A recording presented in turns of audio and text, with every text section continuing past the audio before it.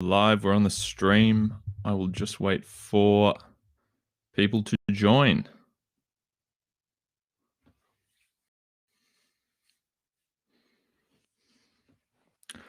Starting a couple of minutes late, so I apologize for the delay. All right, we got 7 people on now. That's cool. I'll just wait a few minutes to let a few more people join. Apologies for starting a little bit late. And then we'll start looking at some live edits, and I'm going to be talking through some principles of writing and hopefully demonstrating how you can edit your own draft. So welcome to the webinar. Let's just wait a little bit longer, give people a few more minutes to join. If you could, just write in the chat, where you're from, which city or suburb. Where is everyone from? Just so I can get a feel for the demographic. And I also need to get an idea of the lag. Sometimes the chat is about 30 seconds delayed. So if you have questions throughout, please just ask them straight away as soon as they come to you, and I will try and address them throughout. And at the end, I'll be doing a Q&A as well. Okay, so after I go through each one, I'll ask if there's any questions. Remember, there's going to be about a 30-second delay between you asking the question and me seeing it in the chat. And from there, I'll just try and answer all the questions you have, but we will also be looking at a number of drafts. I've got a whole bunch of extracts that you've all submitted, so thank you very much for submitting those. I'll get to as many as I can in the time that I have. And again, I'll just see if we've got the chat working here. Can we all just say hello, or just put something in the chat so I can see if people are on and can hear me? Just make sure the audio quality is okay before we get into it. If you can all just kind of write something.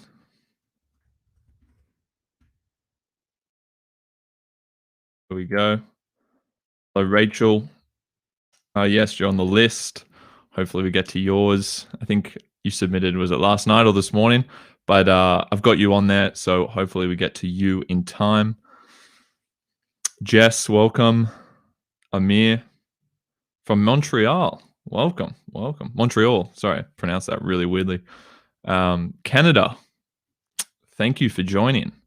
So hopefully we can show you some general principles that can work for any jurisdiction, not just New South Wales, because this is general essay writing principles that we're going to be covering. I'm just going to put something in there. There we go.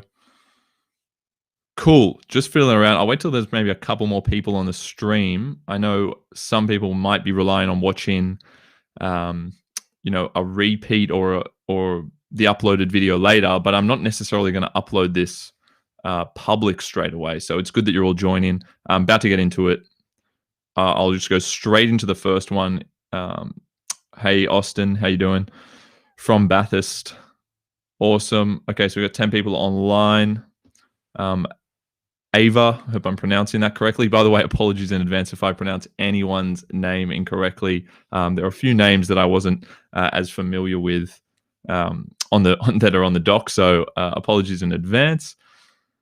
And no, it's Jonny without an H. It's Jonny, Ava. But thanks for trying to be considerate of the spelling. But yeah, there's no H in Jonny, contrary to popular belief. Okay, cool. So let's get into it. Everyone ready? Let's have a look at some essay drafts. And if you've got any questions along the way, I'll look back at the chat to see if you have any questions related to what I'm saying at the end. So make sure you just write them straight away, because there's a little bit of delay between the time of you making the comment and me seeing it. Okay, so I'm going to go through each draft. I'm going to explain why I am making the changes I'm making. This is my first time looking at them properly. I just kind of copy pasted them in from the messages. So it's pretty improv. I'm just going to give you kind of first impression of what I'm thinking, and I'll show you a few tweaks that you can make. All right, everyone ready to go? Let's just make sure that you can see the screen that I'm going to share with you now. I'm going to go share screen, and then I'm going to share this tab here. So I am hoping now that you can see this. Can everyone see this? Just give me confirmation that you can all see the doc now and I'm in the bottom right corner. And if that's the case, we can proceed. So just confirm you can all see the document that I'm editing on. And then I'll start. We've got AGNIK first up. Again, sorry if I'm pronouncing that incorrectly. AGNIK, I'm going to be looking at a little extract from your essay first, and then I'm just going to power through and try and get to as many as I can. Awesome. You can all see. Hope it's clear enough. Let me know in the chat if you need the font any bigger or anything like that. But let's get into it. Thank you all for joining again. Thank you very much. Let's have a look at AGNIK's extract together. Again, ask questions throughout if you're not sure why I did something or you just have a general question that comes to mind as I go through. Okay, so AGNIK has submitted a draft based on, it doesn't matter if you haven't studied the text, by the way. Okay, so we're looking at MT Anderson's feed. I don't even know this text that well at all. Okay, so it doesn't matter. We're talking about how you can craft the actual sentences in a sophisticated way. Don't worry if you don't know the particular text that I'm looking at. Really try and stay tuned and watch what I'm doing to make the sentence a bit cleaner and a little bit more to the point. Okay, so MT Anderson's feed offers a scathing commentary about the future of society and environment. Analyze how MT Anderson explores these issues in the novel. Now, if you got that as an essay question, the first thing you want to note are the key terms of the question, because that's what I'm going to be looking at in the introduction. Okay, so try and figure out what the key terms of this question are. It doesn't matter if you know the text or not. MT Anderson's feed offers a scathing commentary about the future of society and environment. So I would say future of society, the future of society, right? Not the present society. So future of society, we would say they are significant, and future of the environment is significant as well. Okay, and then scathing commentary, we could say, is important, but it's not as key a term as you would think, right? There's only going to be one or maybe two key terms in a question. Okay, so future of society and environment is really the crux of the question. And then the fact that it's a scathing commentary is what I would call a secondary key term. It's not the primary key term, okay? Bit of a tautology there, primary key term, but let's just say they're not the key terms, they're secondary terms. So scathing commentary is a word that we will try and use throughout our answer, but it's not the crux of the question. And if you get it wrong as to what the important terms are in the question, like the absolutely key terms of the question. Remember, scathing commentary is not an absolutely key term in my opinion. It's just below. If you start thinking that that's the most key thing, then you might actually focus your essay or your argument around the wrong thing and miss the point. Okay, so it's important to know what's kind of primary and what's secondary. All right. So we'll still try and use scathing where we can, but a future of society and environment. Let's see how we've answered that through his dystopian novel feed. Now, first of all, it is good to underline because you're going to be writing your essays, in pencil, unless you're submitting it via doc, you would normally italicize the title of the novel, right? I'm going to go over basics and more sophisticated principles throughout this. Okay, so you would underline this if you were writing it. Okay, we don't need to italicize and underline the title. So when you introduce the title of a text, you underline it if you are writing it in pen or pencil to show that that's the text title. But if you were submitting it on a Word document, then you would not underline it, you would italicize it, okay? Because that's the normal way of doing it. It's just that you're not expected or even, capable perhaps of showing a distinctly italicized title such as feed, right? You're not meant to be able to show that when you're writing in pen. So that's why we underline. Okay, good to show the date as well. So if you haven't put the date of a particular text in one of your essays, make sure you add that in brackets. That's nice. You don't need to put like in 2002. Good to just bracket it after. MT Anderson. Now, I would do the full name, by the way. You've done MT. When you first introduce the text in that first sentence or the second sentence, wherever it comes, make sure you do the full name. And then afterwards, you can just use the last name. Now, because the question says MT Anderson, I don't know the context behind that, why maybe that is how everyone refers to MT Anderson. If there is a first name, you should use it the first time, and then you can just use the last name. So I would be saying Anderson every time after that. Okay, MT Anderson comments on the debasement of present-day values. Present-day values offers escape. But this is saying, the question saying about the future of society and the environment. Now, that doesn't mean that, obviously, you still need to potentially critique the present to make the comment about the future. So I'm going to see if you get there. But at the moment, I can't see the word future, which is concerning. On the debasement of present-day values to ultimately portray the scathing reality. See, you're using scathing in a different sense to what the question uses it, and you've got to be careful of that. See how it says that the novel itself offers a scathing commentary? You're not saying the commentary itself is scathing. If you actually look at how it reads, you're saying it ultimately portrays the scathing reality. You're saying the reality that is explored is a scathing reality. You're not saying that it's a scathing exploration. So it no longer becomes about the style, the mode by which the text is presented. We want to know that the composer is being scathing. We don't necessarily need to say the reality inside the text is scathing. I know that might seem like a bit of a tenuous distinction there, but actually that's important. You're kind of misappropriating the key term there, or as we said, a set term. So be careful with how you use that word scathing. That should actually be connected more to the way that it's portrayed, right? Okay, so you could say to ultimately present, or you said comments on. I mean, you could probably bring that in somewhere there. I'll try and address this at the end. I need to read the whole sentence. Ultimately portray the scathing reality of an imbalanced society and destroyed environment. Okay, so what I'm getting from that first sentence, this is so important for all of you, is we can see we haven't used the word future. We haven't used the word future, and that's a big problem. That's a key term of this question, and all I see is the opposite. I see present day. Now, if you had made the connection between present day and future, that would be a lot better, and that would be fine, and that would make sense. Again, I don't have full context on this particular novel feed, but what I do know is you need to have the actual key term of the question in the first sentence, or at least by the second sentence. Okay, so you should all know that as a key point. If I don't see the actual terms, key terms of the question in the first sentence or two, that is not a good sign. And the marker straight away thinks that you're not engaging with the actual question that's been asked. So keep that in mind. Very important you get this right. So debasement of present day values. I mean, that's good. I like that. It's a debasement of present day values. But again, you haven't connected it to future values, right? To ultimately portray the scathing reality. Yeah, so it sounds like you want to say something more like that the debasement of present day values, right?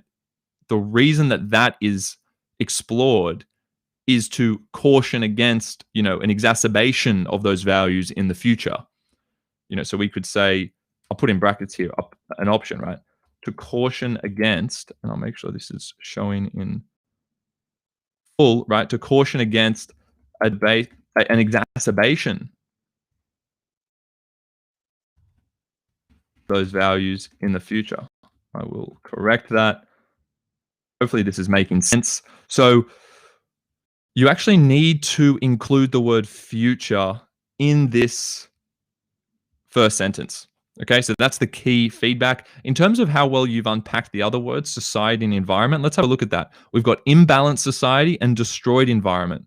I'll tell you what's good about that, and this is a great lesson for all of you listening, is that see how we've used the word society, or where AGNIK has used the word society, we've put an adjective before it. That's a great way to easily show the marker that you're unpacking the key term of the question. So with society, and the question said society, but you always need to do a little bit more than what the question does. Otherwise, you're just repeating the words of the question, which doesn't offer any value. It doesn't offer any insight. So take from this, you need to do two things. You need to include the actual key terms of the question. We could have done better in this case by using the word future.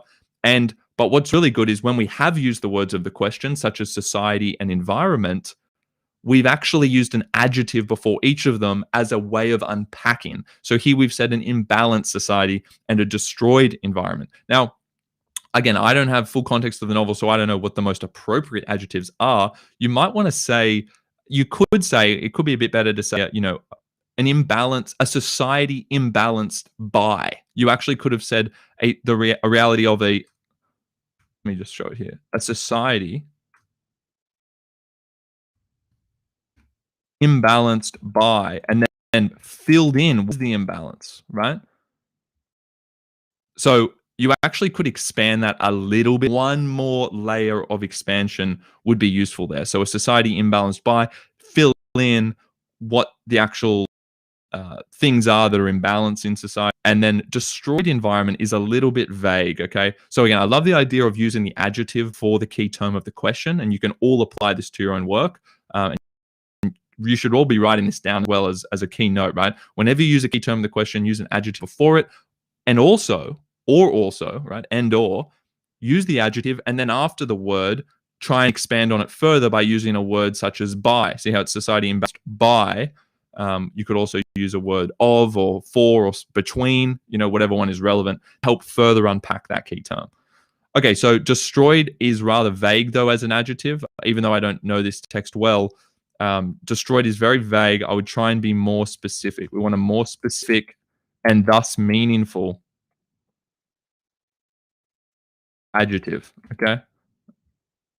More specific and thus meaningful adjective is what we want in that sentence. Okay, just carrying on. I'm not going to look at the bodies down here, by the way. I want to get to everyone. I'll come back up to any sections of your submissions that I don't get to first round, okay? So the strong narrative voice, have a look at this. The strong narrative voice. Strong, I mean, at least you're defining the narrative voice, but if any of you listening are referring to the type of narrative voice, try not to describe it by the strength of it straight away. Try and say what type of narrative voice. So if I'm reading this, the strong narrative voice and use of irony, I don't actually know what the narrative voice is yet. That's the problem. You can say that it's a strong narrative voice, but the more important thing is to state what type of narrative voice. Is it first person? I mean, I have to kind of look this up. I have to look up the narrative voice now of feed. I shouldn't have to do that. You should have already told me what kind of narrative voice. I think if I'm looking up feed now, again, I'm just in another tab right now, just looking it up to make sure. Entirely narrated by Titus. Okay, cool. So first person. It also says his feed interruptions readers are restricted to his point of view. Okay, so what we have here is, instead of saying the strong narrative voice, I actually want first person narrative voice, the first person narrative voice, right? And you can talk about why it has strength afterwards, but don't make the mistake of using an adjective there when you're talking about a formal or stylistic feature such as the narrative voice. Be very clear, the first person narrative voice. Okay, what you might want to add is, because it's written in first person, and if any of you out there who are listening have a text that is in first person, definitely mention that fact first of all. If you haven't mentioned what type of narrative voice is in a novel that you've studied, make sure that's in there somewhere in a place that's relevant in your essay. But also what you can add, if it's first person, you've got to understand that it might be very important that a first person account is unreliable inherently, right? So it's inherently, that means by its nature, it's unreliable because it's just one person's perspective. It's subjective, right? It's from one person's point of view. That means subjective. It's not necessarily objective, which means factual. Okay, because it's one person's opinion, it's now a little bit unreliable, and we have to always question the validity of what we are reading, therefore, for this entire novel now. Okay, so the unreliable first-person narrative voice and use of irony gives insight into the loss of individual freedom and meaningful interactions as society is shifting to constantly conform to societal pressures. I can't quite see the connection between those points. And help me out. Maybe someone in the comments can write if you can see the connection there. It gives insight into the loss of individual freedom. In terms of I, again, don't know the text that well enough to be able to give a really critical commentary on this aspect, but the use of irony, you've combined unreliable narrative voice and use of irony to give insight into the loss of individual freedom. It's just not explained. I need one more level of explanation there for me to understand that. I can't follow that. Now, of course, you can assume that the marker is familiar with the text that you're studying, unlike me in this case. I'm familiar with a few texts based on the responses, but not this particular one. I'm just struggling to see. It's just so vague, and the connection is not obvious to me. So if irony doesn't actually have anything to do with loss of individual freedom, mention irony in the next point. You end up saying the author's satirical portrayal, right? So you're kind of satire and irony go hand in hand. You can bring irony in the next sentence if it's more fit in. So I would actually be careful to use this term at all, right? See, I'll put delete. Just focus on one key stylistic feature at a time and connect it to a key theme or idea that you're going to explore in the body paragraphs of your essay. Try not to bunch too much together. This is a great principle of writing, okay? When you go through all of your drafts, when you're editing, go through and highlight all of the times that you use and between two particular terms or phrases, right? Because here we say unreliable first person narrative voice and use of irony. What we're doing by using both is we're kind of diluting the impact of each one. The significance of each one isn't amplified because we've now actually diluted it with another term. So not only are we talking about narrative voice, but we're also talking about irony in the same point. Just say the one point. It has far more impact. Okay, think about that. If I just use the one word versus 2 or 3 words, you're focused only on that one word. I know that that's the really important one. So my advice here is choose the most important stylistic element you want to focus on and connect that to the first idea that you're going to introduce in your body paragraphs, okay? Let me just get out of this. Okay, cool. So hopefully that point makes sense. By the way, see here how it says into the loss of individual freedom and meaningful interactions? Again, we're kind of merging two big ideas into one. I prefer to just hone in on one. So express one idea in a more comprehensive way. Don't just drop theme words, by the way. Don't just say, this explores freedom. Here we say loss of individual freedom. So it's better than just saying freedom or a word that is the opposite. But instead of saying end meaningful connections, we could have actually drawn a connection between those two things. So instead of saying this and that, you could have actually said gives insight into the way in which, let me just show you this. So it gives insight into the way in which a loss of individual freedom, right, inhibits meaningful connections. Now, hopefully you can all see the difference there. Do you all see the difference with what I'm saying? Instead of saying a loss of individual freedom and meaningful connections, now they seem like separate issues. Now that I've said the way in which, I added that little phrase, it's a really useful phrase, the way in extent to which and the way in which, some of my favorite phrases to use to help you rectify this issue, which a lot of people have. I'm sure all of you know that a ton of times in your essays, you say this and this when you're making a point. Try to just never say and almost, okay? Try to just focus on one thing. And here we say the way in which a loss of individual freedom inhibits meaningful connections. So now we relate the two together, even though they were initially separate. This is far more sophisticated, okay?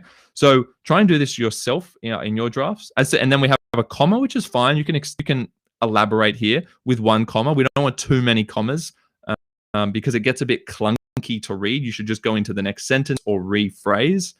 As society is shifting to constantly conform to social pressures. Okay, so that's fine. That's fine. We'll leave that for now, that sentence. But another word could use, by the way, if any of you talk about a loss of individual freedom, another word for that, you could say a loss of autonomy. That's a nice word. And if your text explores a loss of an ability to think for yourself, so basically you think what everyone else thinks, so you can't decide and act and think for yourself, then you can use a word called agency. So individual autonomy or just autonomy or individual agency. They're just a couple of other potential words that you could use, okay? Excuse me.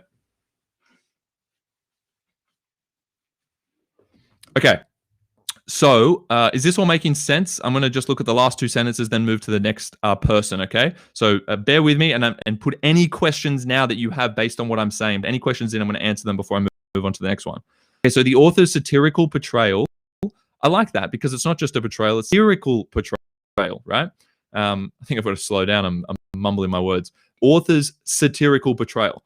That's a nice way of subtly acknowledging the form, the style, the genre, if you will, of the actual text. So instead of just saying the author's representation, you say the satirical representation. That's much more sophisticated. So this is a strength of this intro. It is the way in which there is often an expansion on a lot of words, as you saw, with imbalanced society, destroyed environment, satirical portrayal. That's a nice trick to use to just boost the specificity and thus the sophistication of your writing. Okay, so the author's satirical portrayal of callous individuals forewarns the responder about the deterioration. Okay, now we're getting into future. Notice that. But notice we're still not even saying the word future here.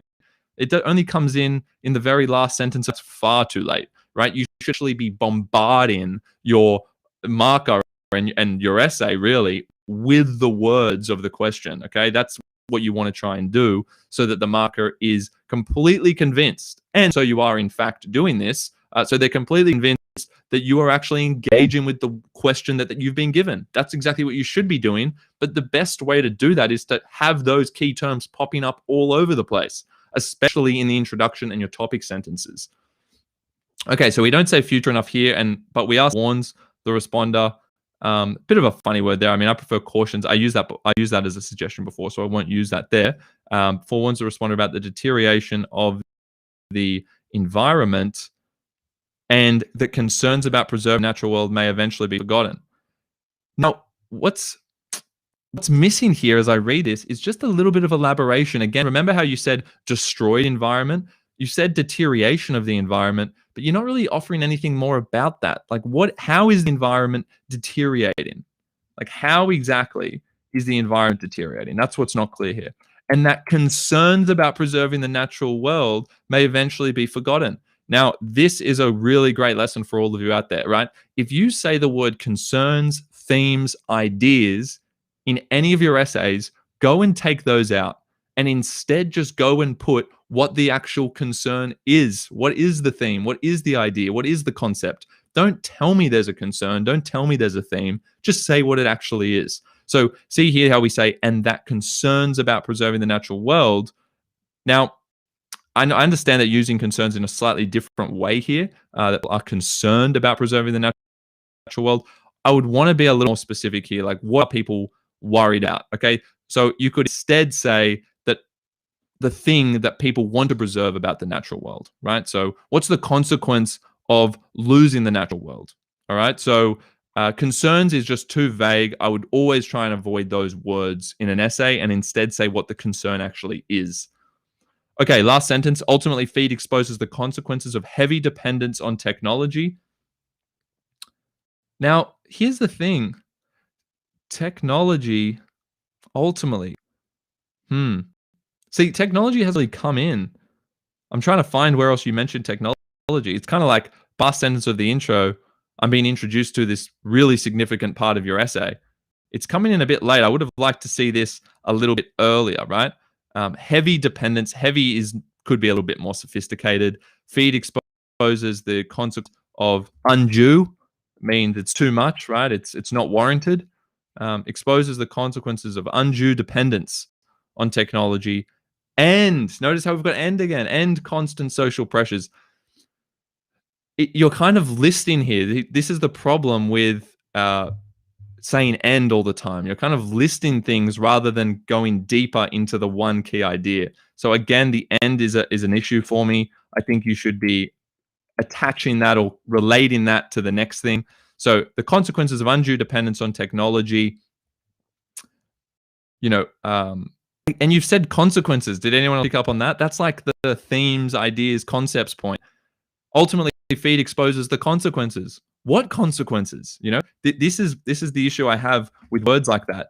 It actually makes you feel like you've said something meaningful, but there is nothing meaningful about that. I don't know what the consequences are. Yes, you might have alluded to them or said them earlier, but you need to repeat that. You need to hammer that point in. This is your introduction. Okay? So, feed exposes the what consequences? Yes. Is it the moral consequences? Again, I don't know the novel well enough to give you an insert here, but you definitely want to put an adjective in here. I would avoid even saying consequences, right? If it's a moral problem, you could say it exposes the extent to which, I'll show you, right? An undue dependence, the extent to which, I'll show you a nicer way of saying it, the extent to which undue technological dependence, right? Now, notice how I'm not even saying N undue. I'm not saying N before it. I just want to keep this really neat and sharp. This is getting more to actually how to craft a sophisticated sentence in terms of like the writing itself. This is the extent to which undue technological dependence, again, the extent to which, such a nice phrase to get you doing the right thing here, exposes the extent to which undue technological dependence, right, threatens, right? Now, what does it threaten? Consequences. Again, I don't know what it threatens. You didn't tell me. You just said the consequences. You did say what the consequences were. Dependence on technology and the constant social pressures on the future of society and the environment. Okay, big problems at the end there. But anyway, undue technological dependence threatens the preservation of the natural world. I'm just using what you've said above because, again, not familiar enough of the natural world, right? Thereby presenting a scathing, I'll just use the commentary thing, a scathing commentary, thereby presenting a scathing commentary on the, now this is where, look at how you've used the words of the question here, and this is probably done. Notice here how we say future of society and the environment. That's exactly what the question said, future of society and the environment. When you get two key words such as society and environment, never put them together in your whole essay. Never put them together. Always separate them and always expand each of those words. Okay, so I actually would rather you do what you were doing earlier, or maybe what I told you to do earlier, which was relate the two key terms. Okay, we want to relate the two key terms. So instead of saying the future of society and the environment, you're kind of just bundling the whole question back in. That tells me absolutely nothing. Okay, trust me, if you're doing that, if you're repeating a phrase of the question like that, you are way out of the band 6 range. You're even out of the band 5 range, to be honest, in terms of that particular section. It's not to say the whole thing is going to get that, but by the end of the introduction, the marker has already kind of put you into a band roughly. Okay, it's going to be very hard to move yourself back up. The introduction you need to nail, and you need to nail it by being specific and not repeating phrases of the questions and grouping key terms together. You need to split them up by finding a relationship between them. So I'll see if I can quickly find one here. Then I'll go and have a look at questions. Then I'll go to the next one. Okay, so thank you for your patience with this one. I'm obviously first one I'm doing, so I'm trying to get used to this process and how much depth I want to offer. Is this too much depth? Give me some feedback. Do you want me to go through a little bit quicker so I get to more, or do you like the explanation? Do you like a bit more of a deep dive into each sentence? Let me know now what you prefer there, and I'll take that into account for the next ones. Okay, so finishing this sentence, thereby presenting a scathing commentary on the, now you say constant social pressures, extent to which undue technological threatens the preservation of the, on the, now, a scathing commentary on society's unbridled, or because like we want to say that society leaning towards, now I'm using society, on society's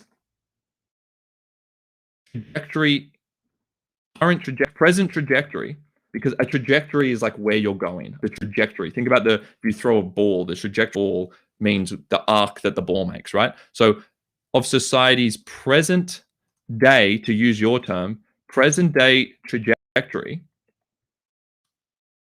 towards a, now see how it's the present, it's society. I've used the word society's present day trajectory towards a something environment in the future. That's where I'm going here with this. Okay, towards a degraded, an environmentally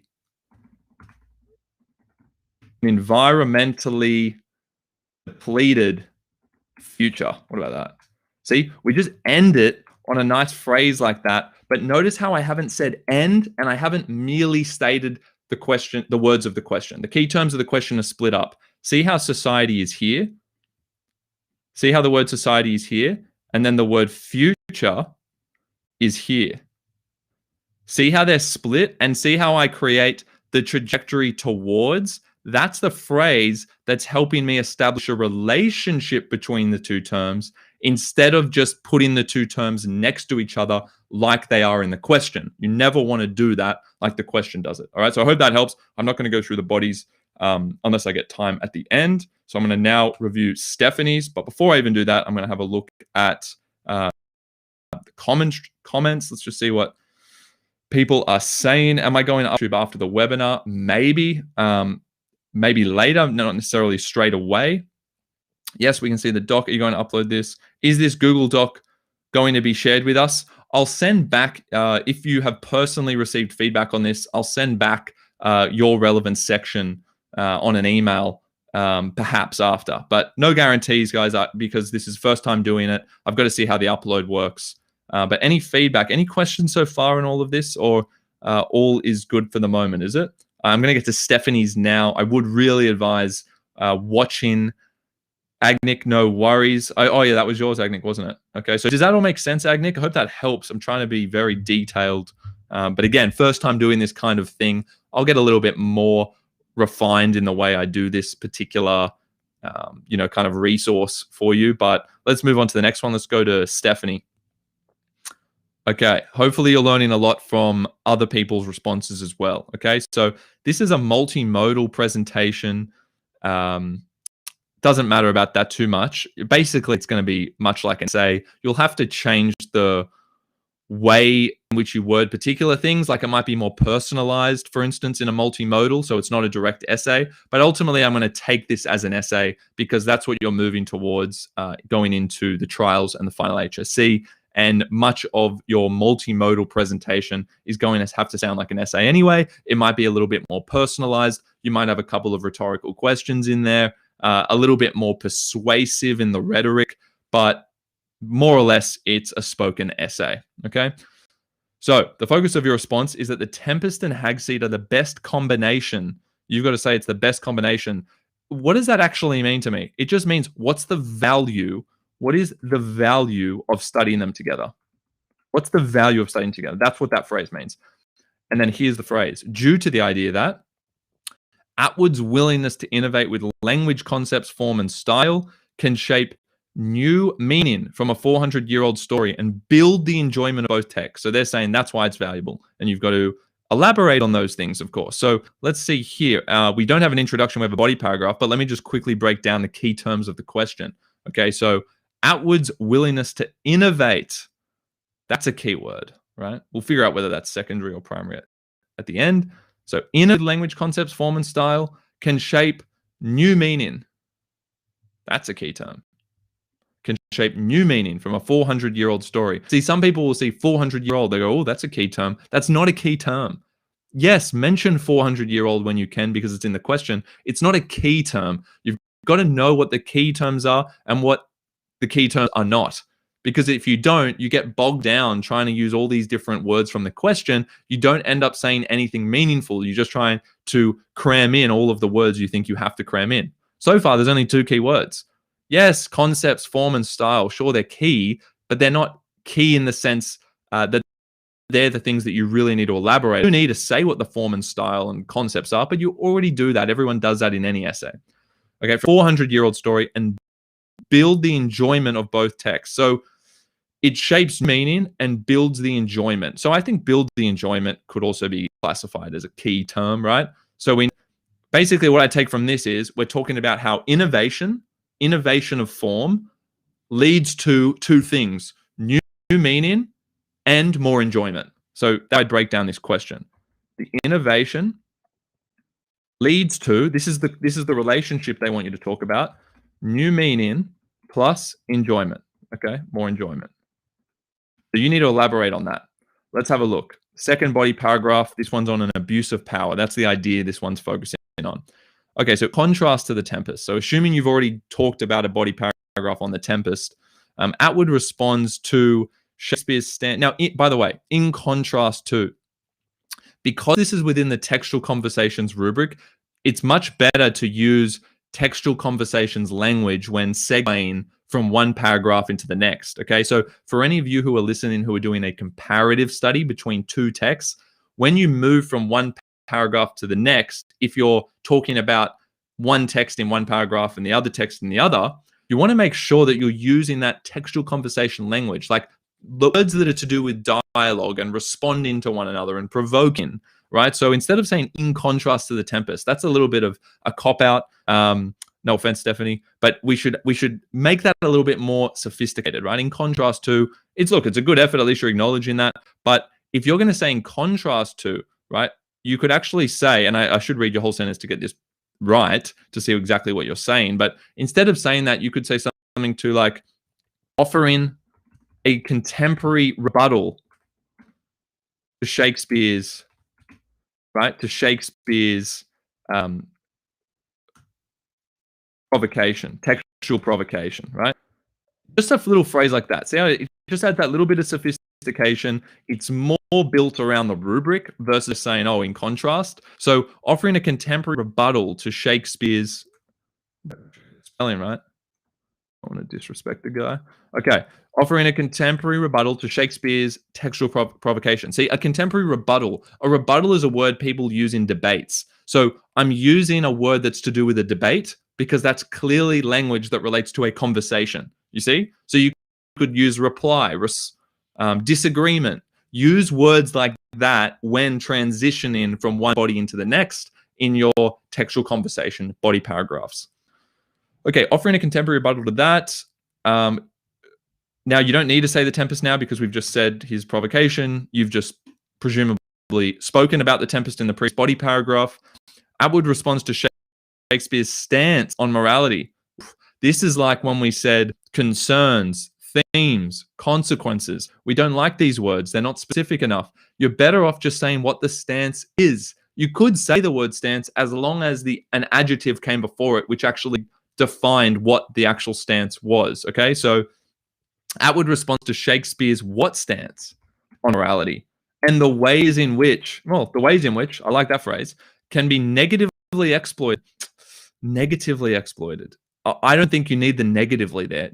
The words negatively and positively rarely enhance your answer. They often detract from the sophistication of it. So there's another tip for all of you. Try to avoid using the words positive and negative. They just don't say much. There's a million better words that are more precise that you could use instead of positive or negative. So let's avoid saying negatively exploited. Right? I think exploited already has a negative connotation if you use it the right way. So you wouldn't even need to use the word negatively. Positively exploited. That's a bit of an oxymoron almost, right? Because exploited, when you exploit something, right, it already has a negative connotation. Therefore, you don't need to say the word negatively. Okay, so Shakespeare's something stance on morality. I don't know. What is the stance on morality, right? What is he saying about morality? It's not clear at all. Even if you've just spoken about it in the first body paragraph, right? Even if you've spoken about his stance on morality, you should clearly define what it is if you're going to mention it, okay? Others don't mention it at all, right? Atwood responds, I don't even think you to have that part in there, right? Atwood, you actually could say, offering a contemporary that Atwood. Now, you could say what this was here, by the way. See where I'm highlighting here in red? You could put what the stance is there. So Shakespeare's something stance on morality, right? But again, don't just say the word stance. Atwood, what does she do? She responds to that. How? How does she respond to it? So you haven't actually defined any of these terms. So Atwood does what? All I can take from this is Atwood explores, I can put in there, the ways in which power can be exploited. But I mean, there's nothing contextualized about that phrase. There's nothing specific in there about how she's actually exploring that. So you haven't mentioned style, by the way. So you need, because style, form, and all that was in the question, you need to mention one of those, and you need to say something specific, right? You do say prose fiction. So you could say here, Atwood leverage. This is a nice word that I like. She leverages the prose fiction form. It will depend on what you're going to say. You could also say, for instance, limited third person limited narration would be another one, right? Leverages the prose fiction form of her novel to consider the way in which power can be exploited. I mean, it's such a vague concept. It shouldn't be the way in which, because the way in which is, you're avoiding saying what the way is. What is the way that power can be exploited? To consider, right, a contemporary, right, man's contemporary, or a contemporary proclivity, if you want a good word. That means an inclination, right? Her novel, to consider a contemporary proclivity to exploit power, or maybe it's a universal proclivity. Again, proclivity means that you have a tendency to do something. Okay, it's just a fancy word for that. To consider a contemporary, notice how I'm putting contemporary or postmodern. Postmodern wouldn't really work in the sense I'm using it here. Obviously, that is a relevant part of Atwood's context, right? To consider a contemporary proclivity to exploit power. I mean, it's just so vague. I need something more specific. How you could mention something more to do with the text, mention something on the text specifically, but broad enough to be in the topic. Okay.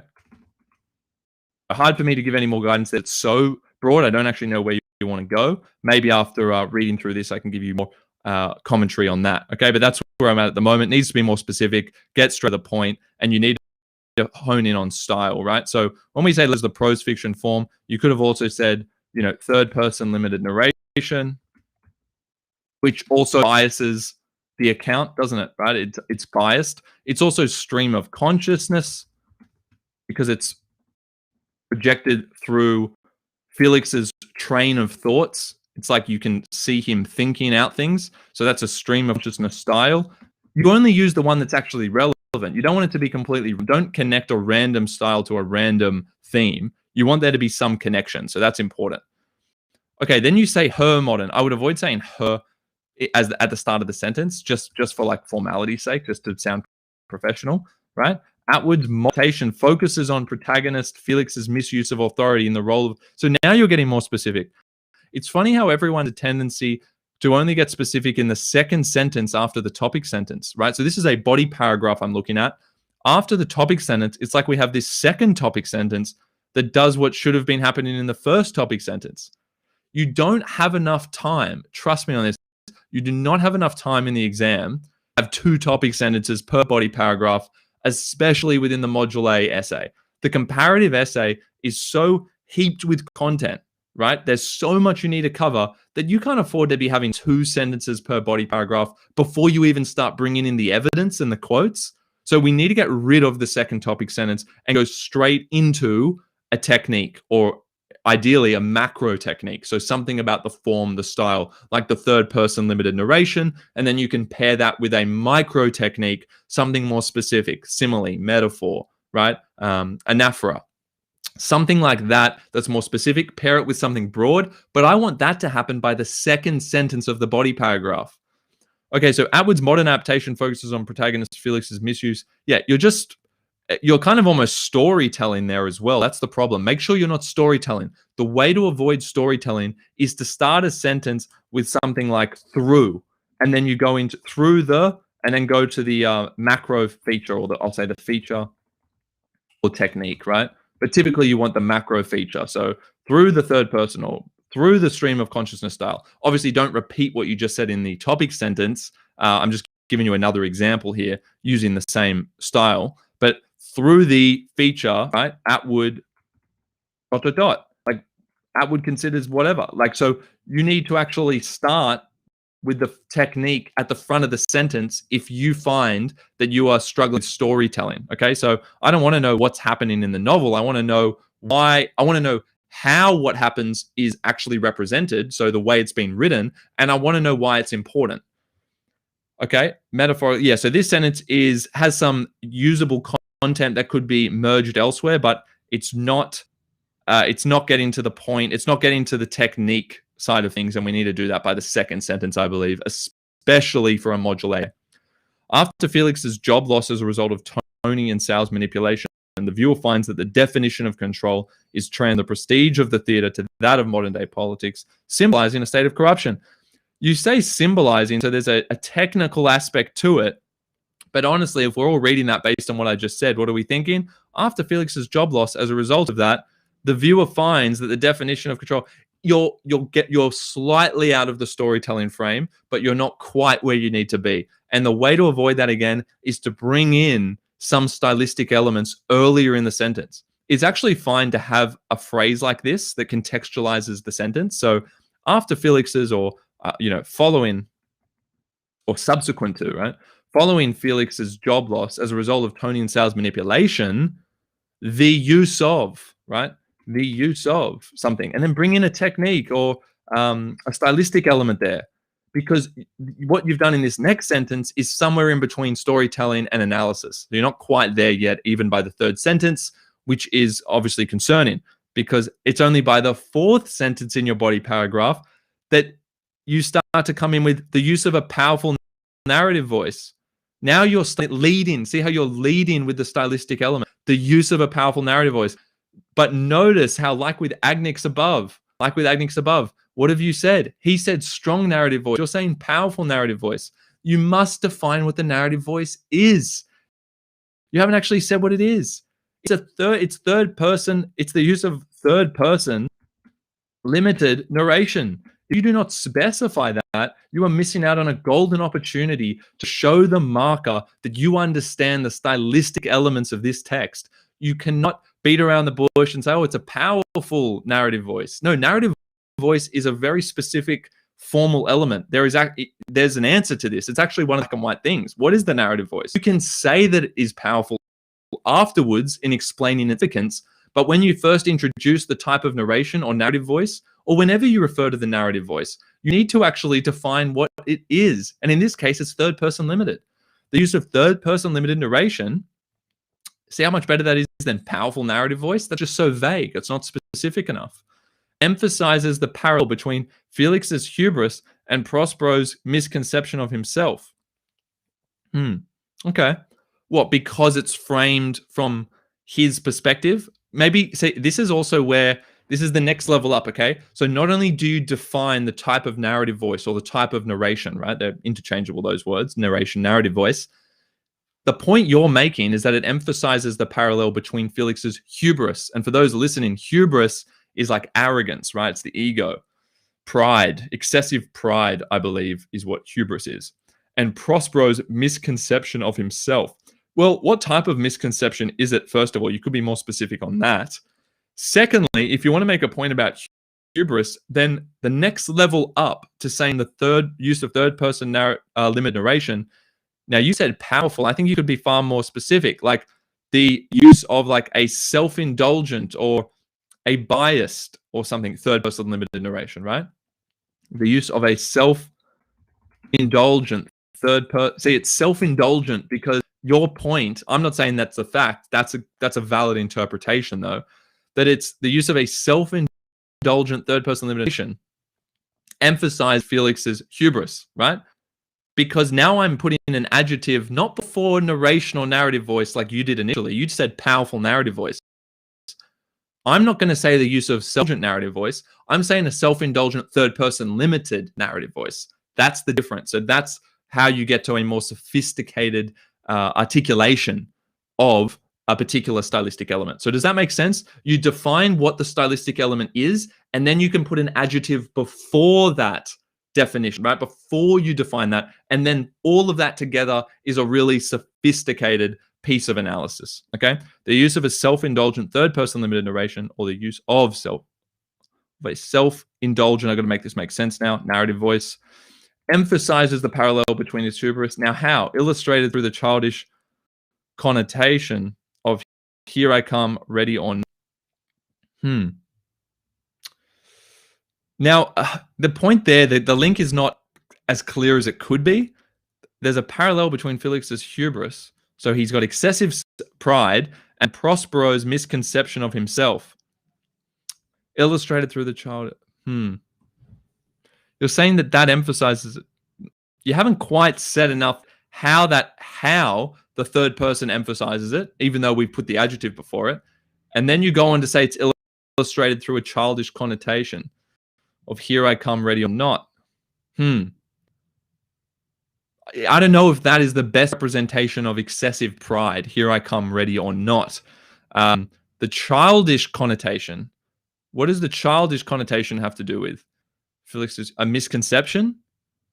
An immaturity is probably better. So instead of misconception, I like immaturity because that's actually key, right? That's absolutely key to Prospero's development as a person, right? So immaturity is a word you should use more than misconception. Notice how I thought of immaturity based on you saying childish. There's a clear link between the type of feature that you're focusing on. So you're focusing on Prospero's immaturity, right? The explanation and the technique. So childish connotation relates to immaturity, because if you're immature, you're like a child. So there's got to be a clear connection between the technique you're using and what you're saying about it, right? And then the way that you analyze it. Now, you've presented the analysis first and the technique after. That's fine. Just make sure there's that clearer connection, because misconception and childish don't really connect, as well as immaturity and childish. Okay, so make immaturity work into that sentence. That will make that a lot more sophisticated. And maybe that makes the quote make more sense. So I'd be more on board with that. What you could also add, just as another point, just to go a bit deeper here, is you haven't mentioned context in any of these couple of sentences that I've been reading, right? So you want to mention a lot of context in a comparative essay, especially the Module A essay. You need to link things to their context, and you want to try and do that in a really efficient way. So you don't want it to use up a whole sentence to just make the one point about context. So I'll show you all how to do that now. Pay close attention to this. So we've said that it's illustrated through that we're making a parallel between Felix's hubris and Prospero's immaturity. Right now, why is Prospero immature, right? And if you will make a link there, I think the contextually relevant feature is the fact that it's drawing upon the Renaissance. And the Renaissance, right? The Renaissance period emphasized certain things. And one of the things it emphasized was the growth of the individual, the development, the fact that individuals can transform. So because individuals can transform, it's important that Prospero begins as being immature, right? And he transforms. Now that's a Renaissance-inspired maturity. Okay, so we can actually add Renaissance. Notice how I'm using it as an adjective here. An effective way to use anything really is using them as adjectives. The parallel between Felix's hubris and Prospero's Renaissance-inspired maturation, right? Initial hubris and Prospero's delayed, Renaissance inspired. Now we're kind of saying two things. Maybe we want to say initial hubris and Prospero's Renaissance inspired maturation. In the opposite now, isn't it? Because we want to make, that's not making the clear connection. We almost want to say immaturity, right? But the point is the Renaissance relates to it. So maybe I could change another bit in the sentence. Emphasizes the parallel between Felix's initial hubris and Prospero's, and the delay, right? And the delay of Prospero's, right? And the latency. I'm trying to think of a word that we could use. And the kind of struggle and Prospero's struggle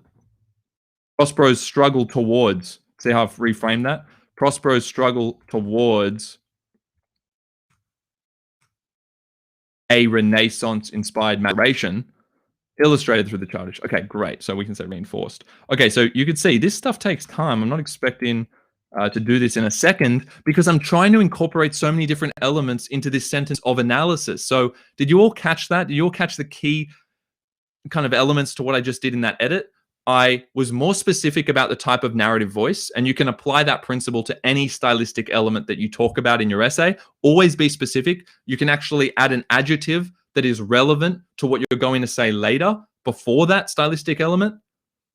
You then want to make sure that the quote and the technique you use are clearly related to the way you've explained their meaning. And here it was childish and maturity and maturation, or immaturity if you wanted to use it in that sense. Okay. And the other thing is, when you're doing a Module A essay or comparative essay, you want to make sure that you are linking to context as much as you can, and you want to try and do it in a very efficient way. So notice here, Renaissance-inspired maturation that I connected to Prospero. That's such a succinct way. It's one word technically because it's hyphenated.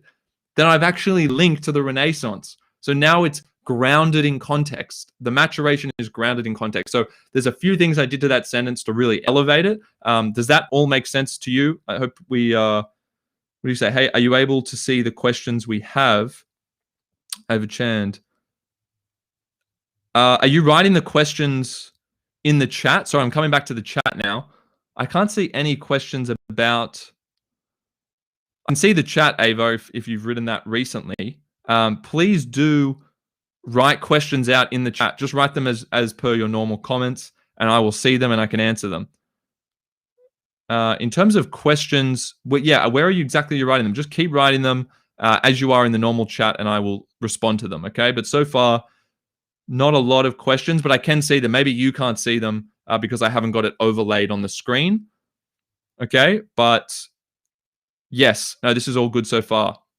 Are you going to upload this video on YouTube by any chance? As I said, I may upload it. I'll probably do some editing with it and make them more. I'll probably clip them so you can just get like kind of the meat of it.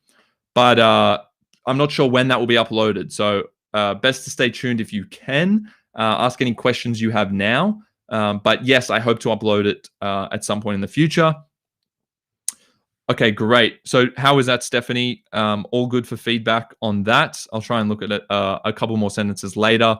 But again, I'm going to go more in depth on some elements of yours, and then I have to move on to the next. Obviously, I've spent a long time on the first two, so I've got to be fair with the time here just to try and push through. All happy with that? Any questions before I move on?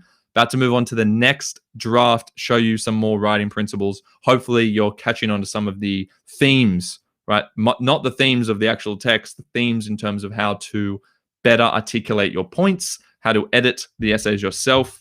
I'm about to carry on now, unless anyone has any other questions, just looking at the chat. Otherwise, we're going. Okay, makes sense. Thanks so much. Yep, no worries. Okay, so let's get moving to the next one. We've got, I'll enter this down. We have got Dinesh. Hope I'm pronouncing that correctly. Sorry if I'm not. Dinesh, let's have a look. So we've got The Castle here, right? Rob Sitch's film The Castle, explore how cultural perceptions shape the actions of individuals and the community. So quickly, let's do the keywords. How cultural perception, that's clearly a keyword, shape the, now shape's not a keyword, but of course it's important. When I say something's not a keyword, it doesnokay mean it's not important. You need to read the sentence as a whole to understand what you meant to talk about. I'm talking about the words that you need to use a lot throughout your essay, okay? Not the words that doesn't mean you neglect everything else. You need to put the whole thing in context. Explore how cultural perceptions shape the actions of individuals and the community. So it's how it shapes actions of individuals and the community. So we can just kind of phrase that as one. However, be careful. I actually will separate community and individuals, because what have we already learned today? We've learned that if a question in your essay has more than one term, you don't group key terms together. You don't group them together. So we are not going to say the actions of individuals and the community anywhere in our essay. We're going to say actions of individuals, and we'll say what those actions are, because you need to be specific. You need to break down. You need to ask yourself what actions. And then we're going to say actions of the community. But we're not just going to say actions of the community. We're going to say what actions. But we're not going to put those two things about the individuals and communities right next to each other. We might want to relate them to one another, but we're not just going to group individuals and communities as one, because there is a reason the question has asked about both. Okay, so let's carry on here. Let's have a look at the introduction. I might just have time for that. So Australia prides itself on being, and by the way, I think this is a multimodal, so it's presented in a slightly different rhetoric. It's more like a speech, I believe. Okay, so that's why you'll see like a question. Australia prides itself on being an egalitarian nation centered around equality in the constitution and justice system. It prides itself on being an egalitarian nation centered around equality in the constitution. Centered around equality in the constitution. Yeah, I don't know about the in the constitution part. It is an egalitarian nation centered around equality. Well, to be frank, egalitarian literally means to be equal. So you're kind of repeating yourself immediately, unnecessarily.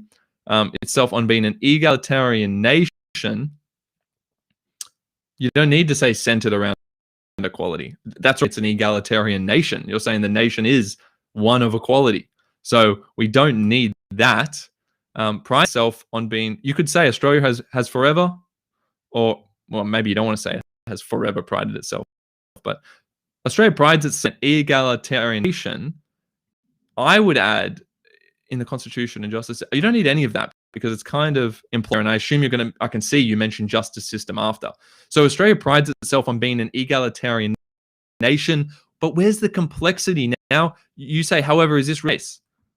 However, is this really the case? So you can actually bring in this question in the first sense, because I would rather know what the complexity is. What are you going to argue that is unique here? And using the word however, and this is a great tip for all of you listening, if you can use the word however, although, nonetheless, yet, but, okay, those kind of words, use them in the first sentence or the second sentence of your whole essay to try and articulate what the complication is, what the complexity is that you're going to be exploring.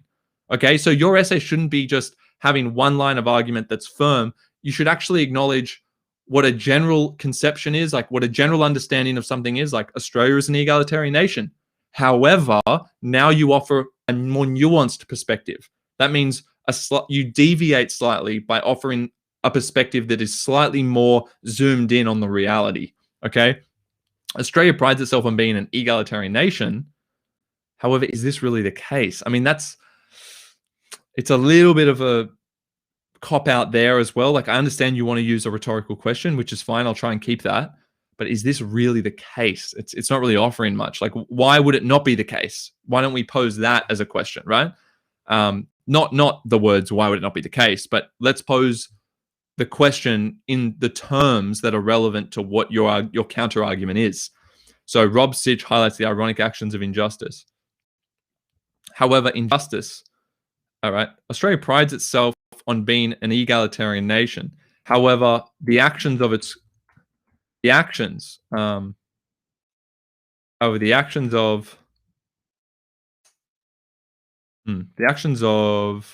again, I don't want to use individuals and the community. Don't repeat that part of the question. So I'm going to see, however, its actions, we can bring in the community and individuals in the next part, perhaps. Australia prides itself on being an egalitarian nation. However, its actions often are often contrary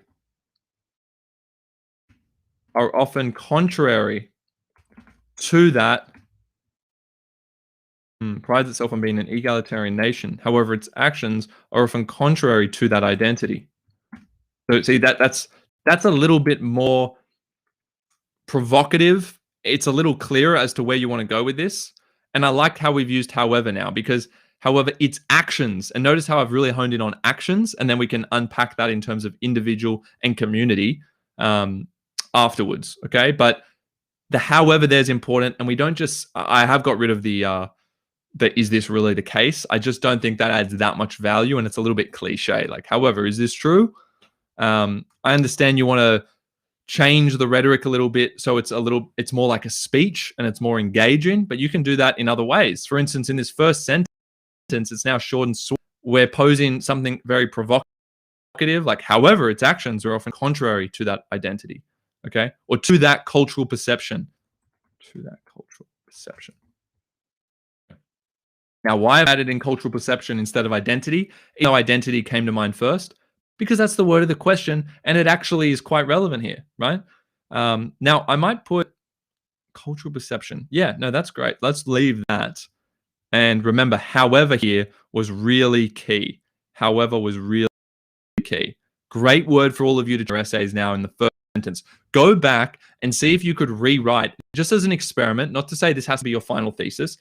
Go back and see if you could rewrite all of your thesis statements to a particular draft question using the word however, or and yet, or nonetheless, or despite, or although, okay, or though, just the word though, or you could start the sentence with although. Try and frame it in that way where you're presenting one point of view and then suggesting the counter in the same sentence. Okay, try and do that. Otherwise, do it in two sentences. You could start the second sentence with however. It's just such a key thing to do in any kind of essay. It makes your argument really clear. It's like, okay, they say we're egalitarian, they say we're a fair nation, but our actions actually often go against it. It's like, okay, now I know what your argument is. Very clear. And you framed it in terms of the words of the question. All we need to expand on afterwards is community and individuals. So now it's a really strong start. Rob Sitch highlights the ironic actions of injustice. Now, I don't know ironic actions of injustice.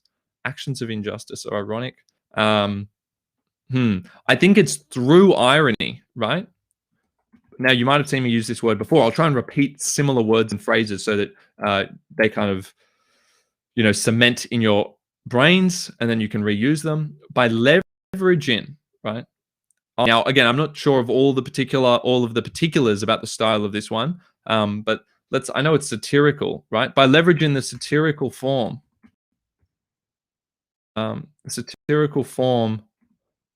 within the cinematic, within a cinema mode. By leveraging the satirical form within a cinematic mode of representation. Within his, we can put, by leveraging the satirical form within his cinematic mode of representation, Rob Sitch highlights the ironic actions of injustice. Again, I think it's just like unjust actions. I don't think ironic actions of injustice doesn't make a whole lot of sense to me unless you explain why they are ironic, right? In the injustices as a result of power imbalances in society caused by varying cultural perceptions. What cultural perceptions? It's okay to say, well, even in the first sentence, we stated a cultural perception of an egalitarian nation, right? Now, when you say varying cultural perceptions here, we fall into that problem of not being specific enough. This is not specific enough. What cultural perceptions? Don't just use the word of the question like that. You've got to actually expand on it every time you use it. Okay, so Rob Sitch highlights the ironic actions of injustice in the system as a result of power imbalances in society. Power imbalances in society, very vague, okay? Very vague. Okay. Funny story, tangent for you. Back when I was in year 11, I believe, there was someone in year 12. He was actually really smart, really talented at English, like one of the best writers. I used to read all of his essays, in the lead up to my HSC. But I remember he used to mark some of our work, and he used to mark a couple of my friends, essays when he was in year 12. We were in year 11. And he used to just put this acronym next to any phrase that was too vague, that wasn't specific enough. And he would put VNB, right? And I won't swear on this, but it basically meant VNB. He would do this, like next, see how I'm writing it here? He would do VNB, and it would mean vague, nebulous, bull, and that's quite a harsh critique. And I'm not trying to say that this is that, but it just reminded me that he used to just do VNBs all over our essay drafts every time we were slightly too vague. Okay, so this is an example of that. But I'm saying basically any time because that's quite a harsh critique. I'd only use that for a real example. But just imagine the VNB criticism coming up. I won't be using that, but the point is, you need to be specific. It was amazing how many times, in my drafts when I was younger, it would just say VNB, VNB, VNB, right? All my friends the same. Okay, so you need to be specific because you don't want to be vague and nebulous, right? Not to the point, not clear, vague, not specific. So you've got to actually tell us something meaningful. The justice system as a result of power imbalances in society. So this is very vague. What power imbalances? I can ask myself what to these general terms. I mean, you should be asking yourself that as well. So when you read through your drafts, you should be asking yourselves, oh, could I elaborate a little bit more? Well, how do you know if you could elaborate? Well, if there's a term like that, oh, what power imbalances? How? Why? If you can still ask those questions and you see that there is no specific answer anywhere in the sentence, you probably want to try and elaborate a little bit more. Now, varying cultural perceptions, not specific enough. What cultural perceptions are varying? Okay, that's the last one. Okay, cool. So the ironic actions of injustice, hard for me to help you out there without having more context on what you're trying to say. But ironic actions of injustice just doesn't make sense. So I would just cut that. I think you want to say, highlights we're talking about the satirical form. So it highlights the extent to which,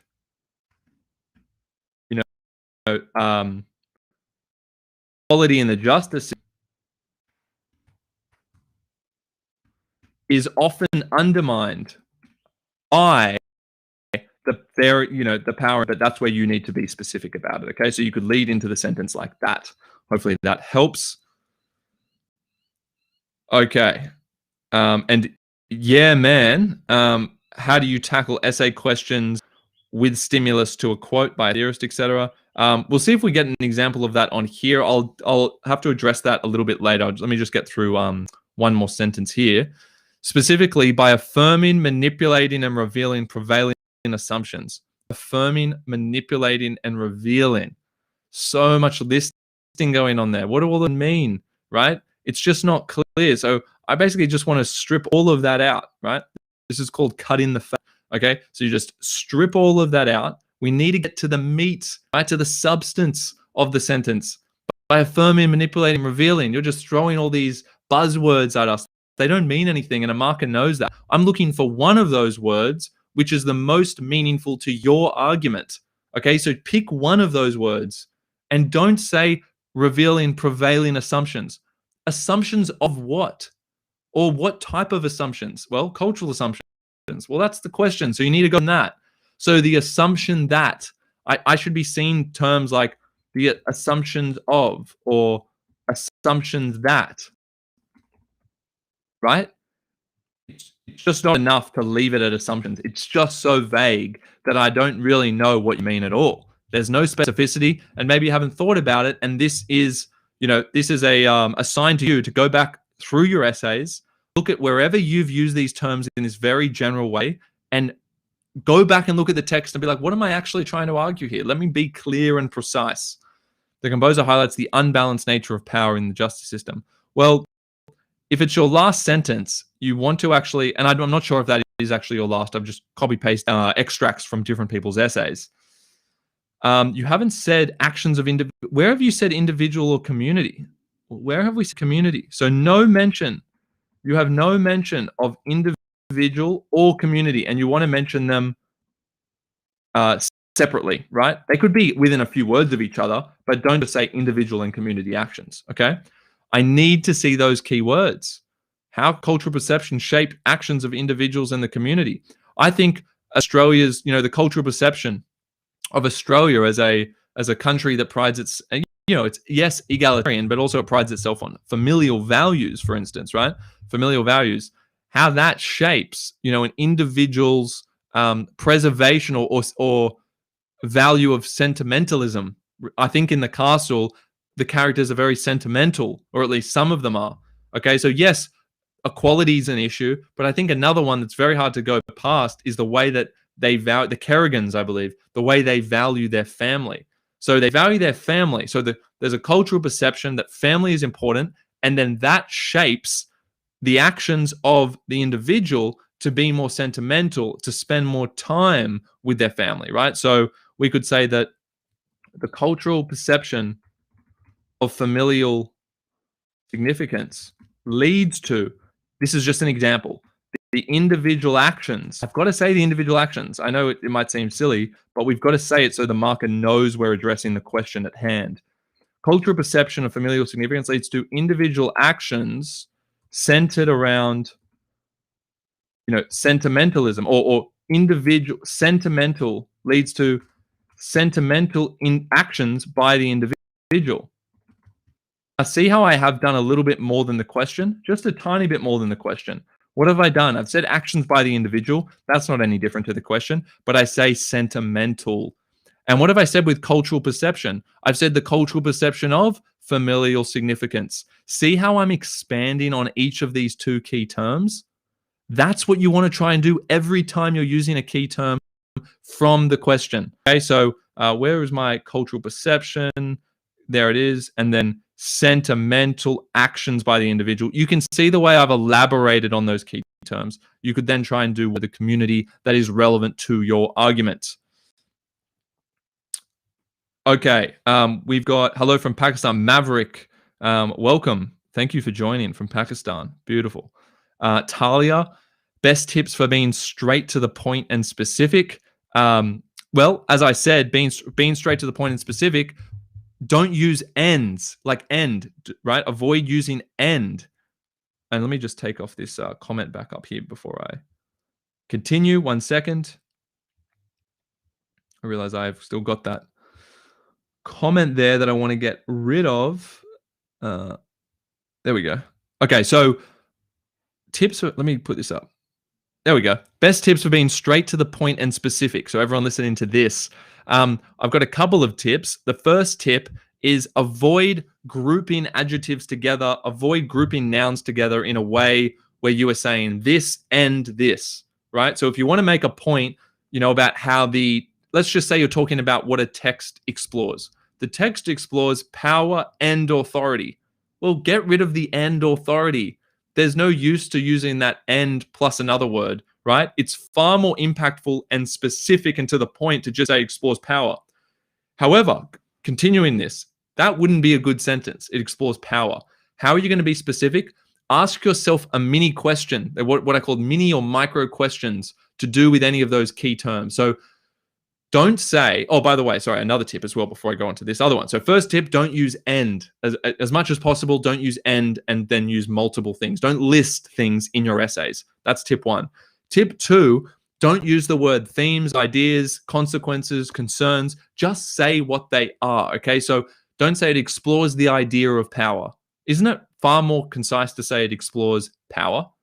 Now, as I say explores power, you're thinking, oh, that sounds really vague and generic. It's like, yeah, but when you said explores the idea of power, it's like by putting the idea of, you thought you were being more specific. You're not. You're actually being more verbose, right? Which means you're saying more words than you need to. So actually saying explores power instead of explores the idea of power is just going to expose the reality that what you have said is not that specific at all in a clearer way, right? So it's just exposing what was already there, which is that what you had wasn't adequate.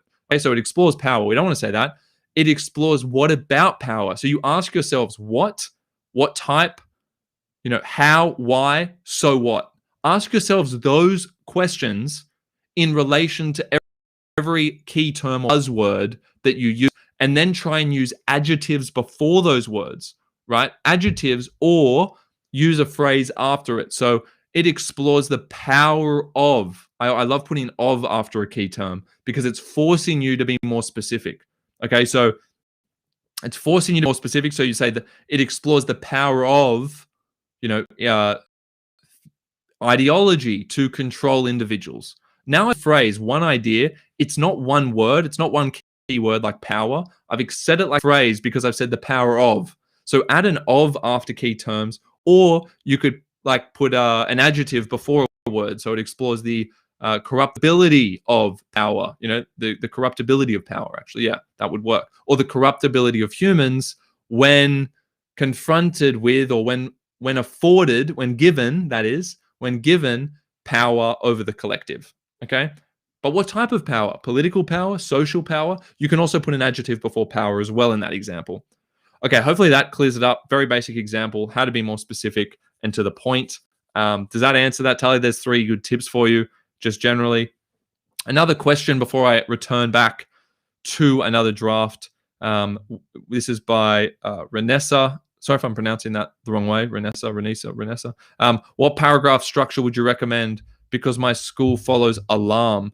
Oh, well, this is the thing. Every school has their own acronym, ALARM. I mean, what does ALARM actually mean? Let's put the next question up. What paragraph structure would you recommend? Because my school follows ALARM.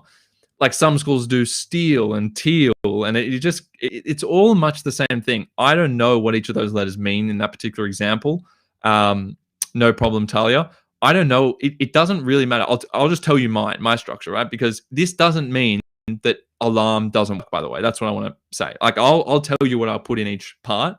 It doesn't mean that what your school has said isn't basically exactly the same. Okay. They might just have a different way for you to remember it using the acronym ALARM. How I would structure a body paragraph, and now we've got Ava, we're saying star, we do star, right? You're probably doing the same thing. Okay. But there's all these different acronyms. The acronym itself is really not that important. If it helps you remember what to put in each sentence, that's great. What I do a topic sentence, right? We'll see if I'm not going to be too stuck up on any or caught up on any acronym for my structure, right? But I'll do a topic sentence, okay? And then straight after, contrary to what a lot of schools are doing now, which is advocating for this kind of second topic sentence where you bring in context, I go straight into the first point. I go straight into my first point. So I've got my topic sentence where I state my key point. Then I go under and I'm going to provide an example of a subpoint. So I'm going to elaborate on my topic sentence straight after underneath, and I'm going to provide an example for it. And I'm going to make sure that that example includes something to do with form. So my first sentence is a topic sentence. The next sentence is going to have a piece of evidence in there, including a quote, but also part of the form. And it's going to make a point that relates to the topic sentence, right? So basically, people call this teal sometimes. So topic sentence, evidence, effect, but I make sure the evidence has form. I make sure the effect is related to the topic sentence. And then I do that 3 times at least. Okay, so it's topic sentence, evidence, effect, evidence, effect, evidence, effect, link. Now, if it's a 3-body paragraph structure, I will try and do that 4 times. So I try and have 12 pieces of evidence in my essays. Does that make sense? I have 12 pieces of evidence in my essays. So if you have a 4-body paragraph essay, then I would have 3 pieces of evidence in each one. So I'd have topic sentence, evidence explained, evidence explained, evidence explained, link. Then I go to the next one. But if I only had 3 bodies, I'm going to have 4 evidence effects in each one. Just make sure that when you're not just providing 4 pieces of evidence for the same point. You need to be building a story within the body paragraph. Now, you're not meant to story tell, but you need to be providing a conceptual story. You make your general point in the topic sentence, and then after that, you actually want to break that down into 4 subpoints, but they need to be unique points that relate to one another. So you want to have 4 different pieces of evidence that support 4 different points, but you want to make sure they're ordered in a way where one point flows on to the next. Okay? Any follow-up questions on that? So hopefully that answers how many quotes and techniques are needed. How many quotes and techniques are needed? Well, as I said, 12 is the ideal. If you're not a fast writer or you're a slow writer, right? If you're a slow writer, then you'd want at least 9 to 10. Okay, so but I would just go for 12. 12 is my standard. And if you're a slow writer, you'll have to put a lot more work into condensing, right, the amount of words that you use to actually explore those. Great. How many drafts do you have? How many drafts do I have left? Is by Ava. I've got a few. I'm going to nip through and just look at a couple of sentences of each to get through the rest of it. So are you keen for me to push on, Ava? I will look at them now, unless there's any other questions in between. I'm going to keep going then. Okay. Don't want to, got to satisfy the crowd here, the crowd of 19. I appreciate you all joining. I think people were relying on it being like posted, but as I said, I don't know when it's going to be posted. I've got to do some editing for it to make it, top-notch quality for the channel. By the way, quick question before I look at the next one, just quick question. How many of you would be interested, or how many of you study maths? I know this is completely unrelated to this. How many of you study maths? Because I'm thinking of posting regular maths videos. I actually love maths as a subject. How many of you would be interested in that? Like breakdowns of different maths topics, examples. I know there's lots of videos out there. I kind of want to do my own version of them. Let me know who's interested in that, because I'm just something I've been working on lately. So keen to hear feedback on that. Okay, let me go into the next draft. All right, here we go. Who is next? Tidal. Again, pronunciation may be off. Apologies. Tidal or Tijal. How has gender and power, or the lack thereof, been presented in Shakespeare's King Richard and Al Pacino's Looking for Richard? Gender and power. All right, gender and power. Okay, so 2 keywords, gender and power. What do we all know that we're not going to do? We are not going to ever use them together like that. We're never going to have gender and power together in any sentence in our whole essay. The question says gender and power. It's our job to unpack those, make a relationship between gender and power, right? The way in which political power, right, may be exploited, right, may be exploited in order to further entrench gender inequality. So see how I've just there, off the top of my head, made a relationship between gender and power? You can do it in either order, obviously. You might want to find a causal link both ways, but I'll go from power to gender. So power is exploited, and therefore gender inequality is worsened, right? Or gender stereotypes are exploited in order to further appease one's quest for power or one's desire for power. So you can exploit prevailing gender norms. For instance, in Shakespeare's time, women having less power, less status than the male, especially when it came to roles of power and places in the hierarchy. You can exploit gender norms, gender stereotypes, in order to pursue one's endeavor for power, right? Like Richard does. So see how I can look at it both ways, and you might want to acknowledge that in the introduction. So power can be used to further entrench, right? To maintain gender inequalities and gender norms, or gender norms can be exploited to actually get power. So I'm getting a relationship between the two. I'm never going to say Shakespeare explores gender and power. That is like band 3. You're looking at the worst possible marks for that kind of response, okay? Just to be frank. Okay, so thanks for the feedback. And the other thing, let's continue. Shakespeare exaggerates Richard as a bunch-backed toad. So is this the introduction? I might have this this might be a body paragraph. This might actually be a body paragraph, I think. This is a body. Okay, so Shakespeare exaggerates Richard as a bunch-backed toad as a metaphor. He exaggerates Richard as a metaphor. Sound a little bit clunky there. As, right? Shakespeare exaggerates that as that. A bunch-backed toad. You could say Shakespeare characterizes Richard hyperbolically. Instead of exaggerates, I think of hyperbole.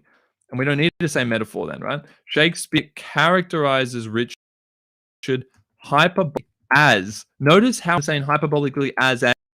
What was good that you already had as well, Digil, was that quote kind of seamlessly flowed from the previous words of the sentence. So it wasn't like I had to stop to then read your quote. It kind of flowed in as though if I were to take the quotation marks out, it would still make sense. That's always the test for whether you've used a quotation in the right way. So new principle that I haven't mentioned today, when you're using quotes in your analysis, make sure that the quotation flows in the sentence so that if you were to remove the quotation marks, it would make sense. It would feel like a normal sentence. So you need to manipulate the bits around the quote. Sometimes you need to manipulate the quote itself to make that flow. Shakespeare characterizes Richard hyperbolically as a bunchback toad. Now I don't need to say as a metaphor, to exaggerate the corruption. I see how I've switched the exaggeration with hyperbole, because now the exaggerate is actually the effect. The reason he used hyperbolic depiction, right, or hyperbolic characterization, is to exaggerate. Hyperbole and exaggerate link together, those two words. So that's good to note that down, by the way. If you ever use hyperbole and then you want to go and say what the effect of the hyperbole is, you can use the word emphasize or exaggerate. They're just fitting words for that type of technique. So notice what we had originally was we were just using exaggeration for this. Now we're using hyperbole, which is far more technical, a little bit more sophisticated. As a bunchback toad, to exaggerate the corruption of his mind. The corruption of his mind, okay. And soul. See here, for those of you who have been watching throughout, you'll know what the issue is there. Can anyone spot the issue of his mind and soul? Well, we're doing two words. We're using and. Remember, we had a question about how to be more concise, more to the point. This is how you do that. You don't say two words there. You just focus on one. What's the most relevant one? Well, I would say moral corruption. So why don't we just say moral corruption? We can get rid of this of his soul, right? A little bit vague there. To exaggerate his moral corruption. Moral depravity is a nice word, by the way. Moral depravity. If you're depraved, you lack morals, right? Moral corruption, depravity, similar words. Just trying to introduce you to some vocab along the way. To exaggerate depravity, his moral depravity as a in light due to his Now, this is actually in the rest of the sentence. I'm going to make a further change. Okay, so bear with me. Shakespeare characterized. This is a really important tip I'm about to show you about how to just really reduce the sentence to the essentials. Shakespeare characterizes Richard hyperbolically as a bunchback toad to exaggerate his morally depraved lust for power, right? Now I'm connect. I don't want moral depravity and lust for power as a separate thing. I'm connecting the key parts, right? To exaggerate his primitive. I'll include primitive because I like that. That's like primitive means it's like rooted in us from the start of our existence. In terms of history, like we've always had it. It's primitive. It's not necessarily a good thing. It's like a survival mechanism. It's something innate to us that we have that we need to often be better than, right? To kind of be good humans. But primitive means stemming from thousands of years back as humans. We've just always had it. To exaggerate his primitive, though morally depraved. Notice what I'm doing here. I say primitive. I'm not doing primitive and morally depraved. It's primitive, which is not necessarily bad. Then it's comma, though morally depraved. It's like the qualifier. It's like, hey, this actually isn't a good thing. It's primitive, though morally depraved. Really nice to just occasionally add a comma with though after it. That's quite sophisticated. Though morally depraved, lust for power within instead of within a monarchical society, right? Monarchical means in a society that has a monarchy where you have the king or the queen, the head of the country or state. That is the adjective for it, monarchical. Okay, cool. I hope that makes sense. I'll do one more here. The political structure of Elizabethan England would not align with Pacino's social setting of a secular nation, and so he challenges the value of ambition and made man. Two core values of the American dream to portray how the power is still a concern in the 20th century. If this is part of the body paragraph, if this comes underneath this sentence, that just is a bit out of place for me. Because as I said before with structure, you don't want to have wedged between the topic sentence and the link any sentence that doesn't have some evidence coming out. Like you can make all the points that you make in here about the political structure not aligning. They're great, but you need to actually merge those points in with evidence and explanations. Okay, you don't have enough time to have these full sentences unless it's your introduction. That's where you can bring out the big concepts. I feel like this almost is an introductory sentence. This almost looks like it would be in the introduction, but it certainly wouldn't come in this paragraph after you've mentioned a technique such as hyperbole. You wouldn't then have this sentence and then go back to another technique. Okay, so this has some really good stuff in it, but first of all, is still a concern. That phrase I'm concerned about, right, is still a concern. I get concerned when I see words like concern. Be a little bit more specific or try and use a different phrase or expression there to portray how the pursuit of power is still a concern. It's a little bit of a cop-out here, right? It's like, talk to me, give me one example of how it has materialized in contemporary society and give me a specific example. Like, don't just say, oh, pursuit is still a concern, right? You actually might want to look at it. It's like to portray how the pursuit of power, let me fix this up, right? Again, this wouldn't come in this part of the paragraph, but if you were to write this sentence, one tip I can give you is to portray how the pursuit of power, remains a timeless, we can say, to address this timeless point, but notice what I'm going to do at the end. Try the pursuit of power remains a timeless threat to man's kind of basically health of man's morality, a threat to the health of one's morality. I'll use one's instead of man's. How the pursuit, man in that context, by the way, means men and women, which is ironic because this question's about gender. To portray how the pursuit of power remains a timeless threat to the health of one's morality, albeit, right, it's a threat, albeit now, even when it manifests through a more psychoanalytic framework, or less, through a more psychoanalytic lens. Now, psychoanalytic means we're more obsessed with what's going on in someone's head, right? What's going on in someone's head. That's our society now. It's far more individual and it's far more obsessed with everything being a projection of the psyche. Whereas in Shakespeare's time, when people were doing things that were wrong or that were good, it was always attributed to outside religious influences. Whereas now it's more about, hey, this is coming from what you're thinking and issues that you had as a child that are, give you psychological trauma. That's how we think about the world more so now. So that's why I'm saying I'm more psychoanalytic. And me saying that word psychoanalytic is a specific reference to the context of Al Pacino, which is then going to elevate you up a band. Okay, so you go from like band 5 to the band 6 because you're being more specific and you're actually telling the market a specific contextual element that is relatable here. Okay, don't just say, oh, this is timeless. This is timeless. No, why is it different? What specifically makes it different? Analytic. That's the hard part. You probably think, I don't know a lot of specific references. Well, you need to do the research on it, right? That's an example for you. This is the point. You need to do the research on it because that's the hardest part. If you can just go and grab a few terms, it's actually not that hard, by the way.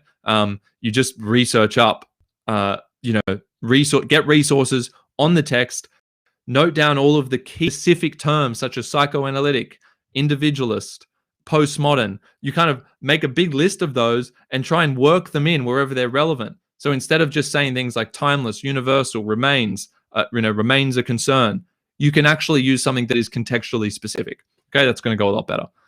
All right, going to Avantika. How does Atwood's Hagseed experiment with language forms and features to bring new meaning? So experiment. We saw a similar question before with innovate. Experiment with language forms and features to bring new meaning. Okay, good question. So it's got two key parts to the question. They're the ones that you are constantly going back to. It also consider contextual influences and insights and the resonances and dissonances. Now, they're rubric terms. I'm not going to mark any of them as absolutely key, but you want to try and use them occasionally for sure. So they're like secondary. That's what I call secondary terms. You want to use them where you can. You don't need to shape your whole argument around them, but you certainly need to include them. But you need to shape your whole argument around the experimentation of Atwood in terms of her form, and you also need to keep mentioning what the new meaning actually is. What is the new meaning? I never want to see new meaning by itself. I want to see what is the new meaning. So you need to tell me that, and you still want to use the words new meaning as well. Okay. Everyone all good with this? I'm just looking back at the chat. People seem to be sweet. Ava, you're nervous. Why are you nervous? Oh, is this yours? Sorry, I'm up to you. Of course. Ava, you got the shortened name. I didn't even put that together. My brain's getting fried. Let's have a look. So, through a shift in textual form. So, I assume this is the introduction, by the way. Through a shift in textual form, authors contribute. Now, you're doing a generic starting sentence, not actually starting with Atwood or Shakespeare, which can be fine. But I would say if you do that, by the second sentence, you definitely want to bring in Atwood and Shakespeare specifically because you are studying their textual conversation. So you've got a generic starter, but by the second sentence, I would need to be seeing the Tempest and Hagseed come into play. Okay, you can even start from the first sentence, bringing in the Tempest and Hagseed. Okay, through a shift in textual form, authors contribute to the creation of textual conversations. By allowing the audience to have a higher level of appreciation, by deepening their understanding. Well, you just said the same thing twice. To have a higher level of appreciation by deepening their understanding. They're almost like the same thing. So you've just kind of repeated yourself there. By allowing the audiences, instead of have, that's a bit informal, to gain a higher level is a bit, maybe we'll use to gain a deeper understanding. I'm just going to use that. See, it was a bit redundant to say that other phrase. It was basically saying the same thing. To gain a deeper understanding about the original and reimagined canonical texts about both the original by exploring their respective values, attitudes, and concepts. We're in trouble here, Ava. Okay?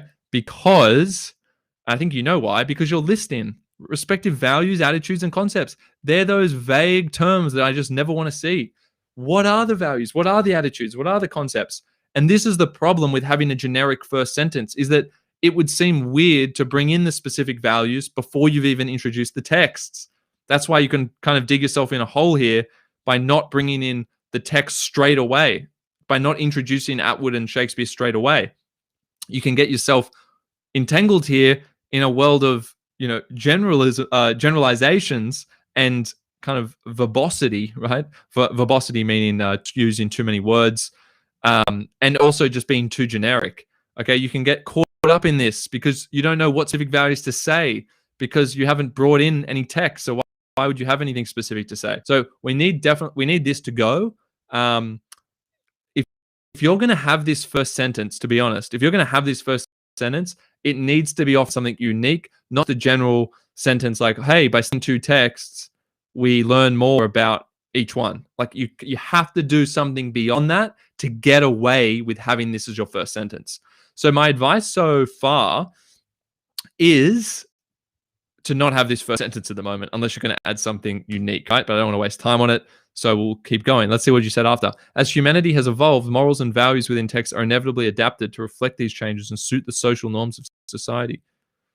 Like, that's true. Morals and values. Again, morals and values. You've done that mistake. Is that saying that? Morals and values. You don't need to say both. Just say one. Far more impactful.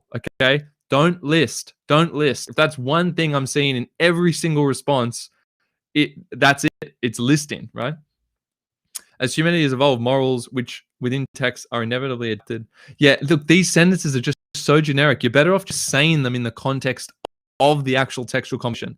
So I'm not saying like all of this is useless. You can use it. I think you've just got to use it after you bring in the text. So let's pretend this is the first sentence. It just doesn't make sense to have either of those two. They're not really adding that much value. And I think you could add some of those ideas in the context of exploring these texts specifically. That's going to go better for you. Exposure to the multifaceted nature of textual conversations between The Tempest by William Shakespeare. Try not to introduce it like that. It's just not as sophisticated. So you would say by William Shakespeare's, and then play The Tempest. And again, you would be underlining it if you were writing it. You would italicize it if you were typing it.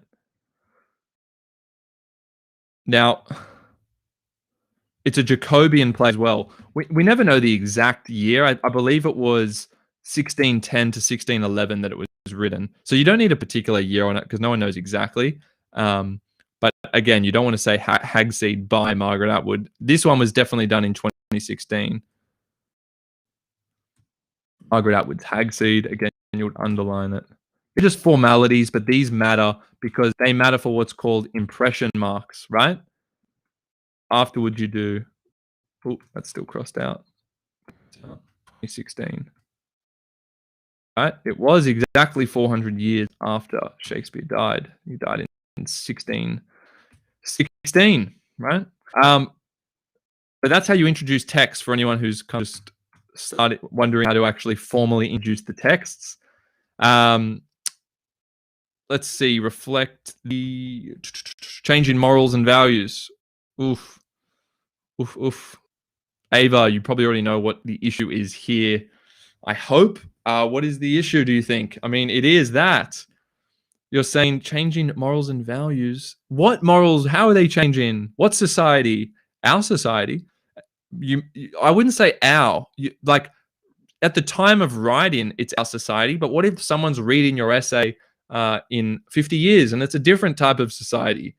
So you actually want to refer to it more objectively. You want to be a bit more removed from it when you're talking about the society. So a contemporary, postmodern. Contemporary means our time of a contemporary. Now, the change in morals and values, again, we just do not want that. We want what values, right? More increasingly secular. Oh, hey, now I'm getting specific because that is a feature of our context. It is increasingly secular. You see, you have to have these phrases. Otherwise, you're just not you're not going to get anywhere near band 6, unfortunately. And Ava, you're capable of getting a band 6. So you just need to be more specific. And what's this? Well, my teacher has marked this, so you don't know. What don't you know about? As in, they've marked and given it full marks. You can see here it clearly needs to be way more specific. All the terms you're using are far too generic. But hey, this is a take it or leave it session. You don't have to trust my ass on it. Although I've dealt with a lot of essays, in the past 8 or so years. So my advice would be to take the advice. But if your teacher's saying something contradictory in terms of like how to present something formally, that's a bit different. But in terms of like the quality here, I think most teachers would agree with these kind of comments about being more specific, etc. Reflect the changing morals and values, increasingly secular values of a contemporary postmodern society, and encourage self-reflection within the audience. This is a little bit random here, though. Encourage self-reflection. That's good. I mean, to encourage self-reflection, maybe that's true. About what, though? And first of all, and second of all, you're saying self-reflection, but like why? Maybe is a better question to ask. Like, why are they self-reflecting? I think you make this point later. I think you're just trying to do a little bit too much there then. Okay, so it reflects the change in morals. Well, it reflects so look what I'm doing now. To reflect the increasingly secular values of a contemporary postmodern society that values what do we value more, right? That values the individual, right? That values the individual. Let me think of other things that could be relevant for you for this study. What do we value more? Contemporary society. The power of, let me see, secular values that values the individual over, religious. You could even say outside religious influence, right? If I'm going to be vague, I'm just giving you general idea that values the individual over outside religious influence, right? Okay, so that's an example of what you could do. All right. Does that all make sense, Ava? Just let me know if that's making sense so far. The textual interaction between Shakespeare's tragicomedy, The Tempest, Margaret. The textual interaction between Shakespeare's tragicomedy, The Tempest, Margaret Atwood's post. Do you mean end? First of all, you don't need to keep saying. I don't know if this is a separate sentence. You don't need to keep saying Margaret Atwood or anything. You can just say. You don't even need to say. Keep saying all of the formal introductions here. Like you're saying Atwood's postmodern appropriation. It's not really an appropriation. It's an adaptation, right? To be technically correct there. Appropriation when it's for like a political purpose, when you're using something for a political purpose. So an adaptation is the more correct way of talking about Hagsig, by the way. Novelized adaptation. That's a nice way to... It's a novelized adaptation. When you use the postmodern reference, I would use that in a more meaningful way. So postmodern means there's a fundamental questioning of the place of religion, and anything that has been assumed to be correct in the past is basically destabilized. So that's a postmodern idea. I think you're wasting the mention of postmodernism there by just saying, look, it's a postmodern adaptation. You should talk about the postmodern influences. And the fact that because we live in a postmodern world, to an extent, we're actually all about challenging assumed truths, right? Certainly established in Shakespeare's time, which have since become destabilized. Okay, now this is the big issue with the intro. Does everyone see this? The universal thematic concerns. It's like you're using 3 generic words. You're trying to trigger me almost. So universal thematic concerns such as, and then you're listing. We don't want listing. I don't want to see any of these words, thematic concerns. Don't want to see any of it. I just want to see the idea. And when I see the idea, I don't want to see the idea as one word. It's got to be an actual concept. A concept can't just be a one-word thing. Imprisonment. What about imprisonment, right? What about imprisonment? So highlights imprisonment. I mean, what do you mean it highlights imprisonment? That's literally if I remove those in-between words, which don't add anything, what you're saying is it highlights imprisonment. The other, along with revenge and transformation. Like, you've said all these buzzwords, but you haven't elaborated on any, and therefore, by saying a lot of them, you've said nothing. Okay, so it highlights imprisonment. I mean, yeah, it highlights the... I guess the various ways by which, right, it highlights the evolution of one's potential imprisonment, because because we want to elaborate on this, right? I'm ignoring the rest of it, by the way. You could talk about that elsewhere, but I'm saying if you were to just talk about imprisonment, like you don't want to talk more than one idea in each of these sentences, okay? Highlights the evolution of one's potential imprisonment. Even that's not quite working. It's the evolution of one's potential imprisonment within from a kind of metaphysical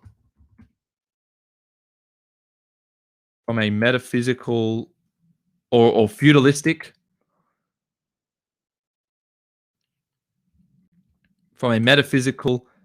and I'll use end as an exception here, feudalistic world, because I'm now talking about how Prospero was imprisoned within a metaphysical, like the supernatural and feudalistic world. Feudalistic, if it's feudal, it means that there is a hierarchy, like they had a monarchy, right? And they believed in feudal values of revenge, okay? Whereas today, we don't value those things in the same way. So it's going to be a different kind of representation. It's going to be a different kind of imprisonment.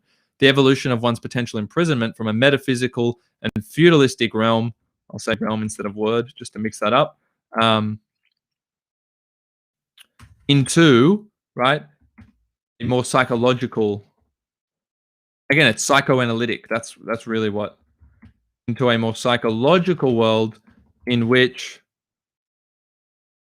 regret, right, in which regret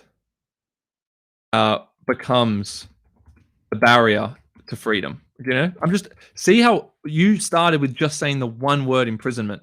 And now I've elaborated to make the whole idea of imprisonment much clearer, linking it to both texts. Now, Ava, this is making me laugh. Don't give up, Ava. Don't give up. Take the principles, okay? Take the principles of what I'm saying. It's very easy to improve these. Hopefully, that's what you're all getting. If you're all watching this, are you seeing that making these changes to improve your responses isn't that hard? I mean, I'm doing it. I would usually spend a lot more time editing my own work or editing someone's work, right? But because I'm doing it for you live, trying to give you as much value as possible, you can see I'm just doing some basic tweaks, but I'm following the same rules every time. Like I'm picking up on the same things every time. Do you see that? So you just need to pick yourself up on the same things every time. And before I go to just review that analysis that I just did and that editing, just remember that the best way to edit your own work is to actually read your work out loud. There's nothing better than reading your work out loud. I used to obsess every time I would edit part of my sentence, and I still do this today, sorry, even if I'm writing, whether it's, for a uni essay or something, every time I went and made an edit, I would have to go back. I do it automatically. I have to go back and read the whole paragraph out loud to myself again to make sure it's all flowing. And you will pick up on a million things that don't flow when you start doing that. And then you'll make less and less errors over time and things will flow better. And you'll be able to say, I don't need to say that. End this, I can take that out. You'll start picking up on everything I'm looking at. You'll notice that I'm reading everything aloud. I'm not just doing that for you. I do that for me. I can't see the mistakes or I can't see the potential areas of improvement unless I'm reading things aloud, because that way you can hear the rhythm. You can spot the weaknesses of the sentence. So make sure you're doing that with your own work. Before I address that question that's just been asked, which I'll put up, what are your best tips for writing a thesis? Okay, so the textual, let's just sentence one more time. The textual between Shakespeare's tragicomedy, The Tempest, and Atwood's postmodern or novelized adaptation highlights. See, you could just say, by the way, just to go back, the textual interaction between Shakespeare's original, you don't need to state the text again at all, and Atwood's novelized adaptation. You don't even need to say Hagseed, but you already know it's Hagseed. You just mentioned it in the sentence above. Highlights the evolution of one's potential imprisonment from a metaphysical and feudalistic realm into a more psychological world in which regret becomes the barrier to freedom. That's quite nice. I'm quite happy with that. Do you see how that's just so much more specific? Metaphysical and feudalistic. They are specific to do with Shakespeare's context. Look at how I did increasingly secular above. That was to do with Atwood's. Psychological is to do with Atwood's. So you can see the big points in the essay, the big points, where you're getting the marks, where you're getting the band 6, is where you are mentioning specific contextual features or specific you're specifically breaking down a theme or an idea. Don't just say the list of ideas, right? The evolution of one's potential imprisonment. You just had the single word imprisonment before, right? I just want to highlight this for you. You had the single word imprisonment before. I'll put it in a different color. Look at what we've made it into. We've made it into all of this. So you started with one word and now it's all of that. That's how you elaborate on a key idea. Okay, I really hope that helps, Ava. Don't give up. Keep working through, and hopefully you can see the idea of depth over breadth. Depth over breadth. Okay. Let's have a look at this question. What are my best tips for writing a thesis or introduction? This is from Lim. Thank you for the question. Now, Lim, my best tips for writing a thesis or introduction. Well, I don't know how much you've been watching of all of this, but I'll give you a few, okay? A few general tips. For writing an effective thesis, the first thing is you want to be presenting your argument in a way that acknowledges the complexity of the issue. Now, the way to do that is to use words such as however, but, and yet, although, despite, nonetheless. See how those types of words will force you to consider, an assumption, for instance, an assumption about something. It is often assumed that that seeking power is a noble pursuit. Okay, that seeking power is a noble. Maybe, yeah, it may be assumed that seeking power or seeking to influence others may be a noble pursuit. See how I framed that start of that sentence? It may be assumed that seeking power is a noble pursuit, comma. However, the corruptibility of man, or the corruptibility of humans, right? I wouldn't say humans, I would say man, right? The inherent corruptibility of power, basically, so you've said, however, the corruptibility of power, or the inherent corruptibility of man in the face of power,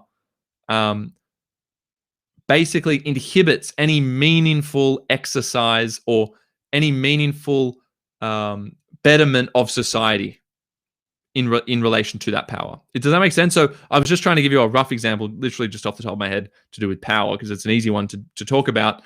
But you start the sentence with a phrase like "it is often assumed," or you could say that, or you could just have a sentence like "power is often taken to be," something like that. However, so use words like "however," "but," and "yet," etc., to present a complexity. That's going to make your thesis far more sophisticated. That's the first tip.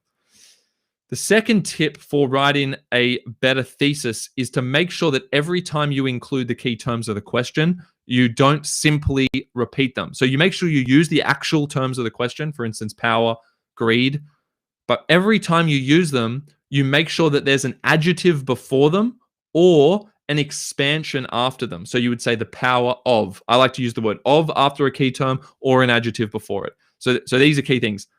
When you have multiple key terms in a question, you also want to relate them together. So try and find a cause and effect relationship between different parts of the question. Usually there's only 2 or 3 key terms in a question, so you will try and find a cause and effect relationship. For instance, power and greed, right? The pursuit of power, or the inherent greed of humanity, often leads to power being exploited. See how I got a relationship? Our greed means that we abuse power. The 2 key terms were greed and power. I've separated them by making a cause and effect relationship. So look for a cause and effect relationship between key terms in a question. Okay. We've been going for a couple of hours now. I'll see if there's any other ones. If there's others left, we'll make time for them. They'll be on my priority list. A few, unfortunately, came in a bit late, and I'm going to have to wrap up because I don't want to deteriorate in terms of the quality of my feedback. Do you have any other questions before I move on? I'll do another session of this very soon, and these will be the priority items, right? Starting with Jess, okay? Jess, and then there's Rachel, and Dinesh had another one, okay? So there's only a couple left. I'll get to them very soon. I promise. But, talking and analyzing for this long, will start to deteriorate, unfortunately, for you guys. Lee, I hope that helps as advice. Let me just... Okay, so Did everyone enjoy that? I'd love some feedback from you now. Please do me a favor. Please give me some feedback right now before you go. Don't go until you just let me know what you enjoyed about it. Let me know what you would have liked to have seen more of. Obviously, my first time with this kind of technology, this software. I like the idea of doing this. It gives you access to my feedback for free. I hope it's brought you some value. Yes, I will post it eventually on the channel. It will be posted on the channel, whether as a whole clip or as a as like smaller clips of content. Okay. All right, we've got some questions here. Last question. So ask any questions you have about how to improve your writing now, and please leave some feedback. I need the feedback before you go. So questions are coming through. So hold on until I answer these questions. There's a lot more value to come. How do you integrate the author? How do you integrate the author? So you integrate the author in this way. I'll show you an example back here.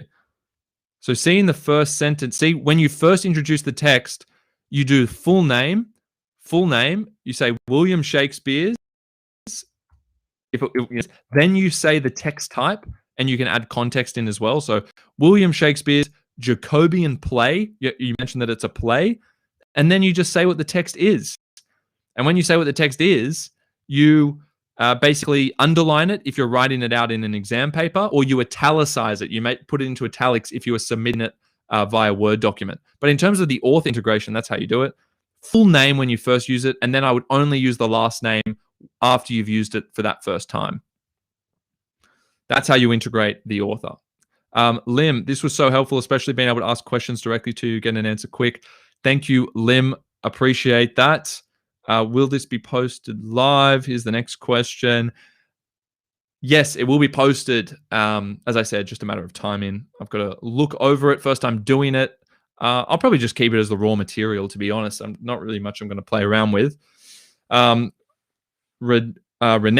again, I'm tentative. Sorry if I'm saying that wrong.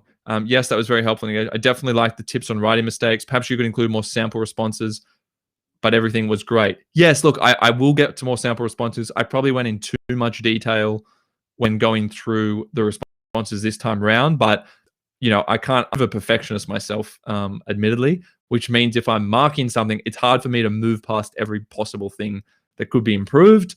That's great if you're getting feedback. Not so good if you're at the end of the line. So apologies to anyone who I didn't get to. Jess, Rachel, you are on the top of the list for the next time I do this. So just stay tuned, and I'll try and make a regular thing out of this. Can I also just say to everyone listening, this is really important. If you are interested, do any of you live near Sydney? If you live near Sydney or in Sydney, I'm running live workshops, right? Live workshops. You can come and be taught by me all day, full day, a very polished and tailored workshop on different sets of texts. Tempest and Agseed, The Crucible, 1984, Comprehension, The Craft of Writing. Standard and advanced students can come to that. T.S. Eliot, we've got one of, the guy who came first in the state a few years back who works with Ignite. He's doing that. But otherwise, you'll see me live. You'll get taught by me full day. We go over every single thing, and you're going to get a lot more of this type of feedback in more detail because there's small groups, okay? Yeah, you don't do that's great. That's why I'm doing this, for people who can't get access to a tutor or don't always have access or just want some extra feedback, a different opinion, right? But do check out the following link if you can. I'll just put this on show. Check out that link, right? ignitehsc.com.au/workshops. They're all our workshops live that are running in Sydney in July, June, July, before the trials. It is just going to be everything. It's for year 11 and 12 for the comprehension and the craft of writing you'd also benefit from, and study skills as well. There's a study skills workshop, and then everything else is year 12 based, okay? Year 12 based for the HSC trials. Now, Lim, Win and Don, unfortunately not doing a workshop for that one. We are working on, I think we'll have resources on our website at ignitehsc.com.au. Now, they're paid resources. They are our best materials by far, best materials on the net for HSC resources for English. We don't have them for Win and Don yet. As I said, we don't just rush through them. I think whether in production or we're contemplating production for Win and Don right now. What school are you at, if I may ask, Lim? All good if you don't want to answer that. It's just so it gives me an idea of the popularity of the text. I like to see which schools are doing which texts. But that would help me get a sense of whether it's worth producing that, because obviously quite expensive, takes a lot of time to produce the resources for each different text option, right? Awesome. Okay, this has been fun. What else? What else do you need to know? If you want to get the comprehensive resources with like full essay guides written out, go to ignitehsc.com.au. As I said, they're our best materials. We worked on them for a couple of years for the new syllabus. They are syllabus tailored. It's the website that I linked up here, except don't put the workshops tab in. Can I also say one other thing? Little sell. Don't worry if you don't want to do it. I'm going to do these whenever I can for free for those of you who can't afford resources, which is absolutely fine. But YouTube, our YouTube channel, right? Of course, tons of content. And our ignitehsc.com.au platform has economics resources now, literally covering the entire syllabus. Tons of exemplar responses, extended responses, short answer questions. Modern history. Are any of you doing modern history? Unbelievable resources for that. Goes through every different type of question you could get for every syllabus dot point. Exemplars are written by people who literally first in the state. I can't emphasize enough how solid those were. I'm really happy with what the team did on those. And then we also have legal studies. We have business studies. So business studies, legal, economics, modern. On our website, ignitehsc.com.au, we've added resources for those. And they are absolutely top-notch. Super proud of them. But if you can't get access to them, let me know. I would be interested into the topics you need help with the most. I can make videos for and try and produce some free content for that. I'd love to do like an economics, legal. You know, I did law myself. I did an undergrad and then I did a master's in law. So, you know, legal's a strong suit there. But I would love to know what particular areas of those subjects you'd love help with, and we can organize webinars for different subjects.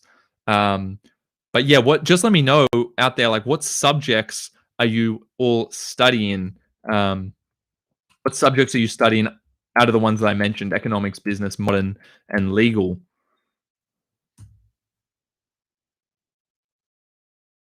This is the link. That's the website. That's our main platform. Economics, Lim. Lim, are you on the economics resources? You mentioned no tutor. All good if not. And thanks for letting me know about Willoughby. I will.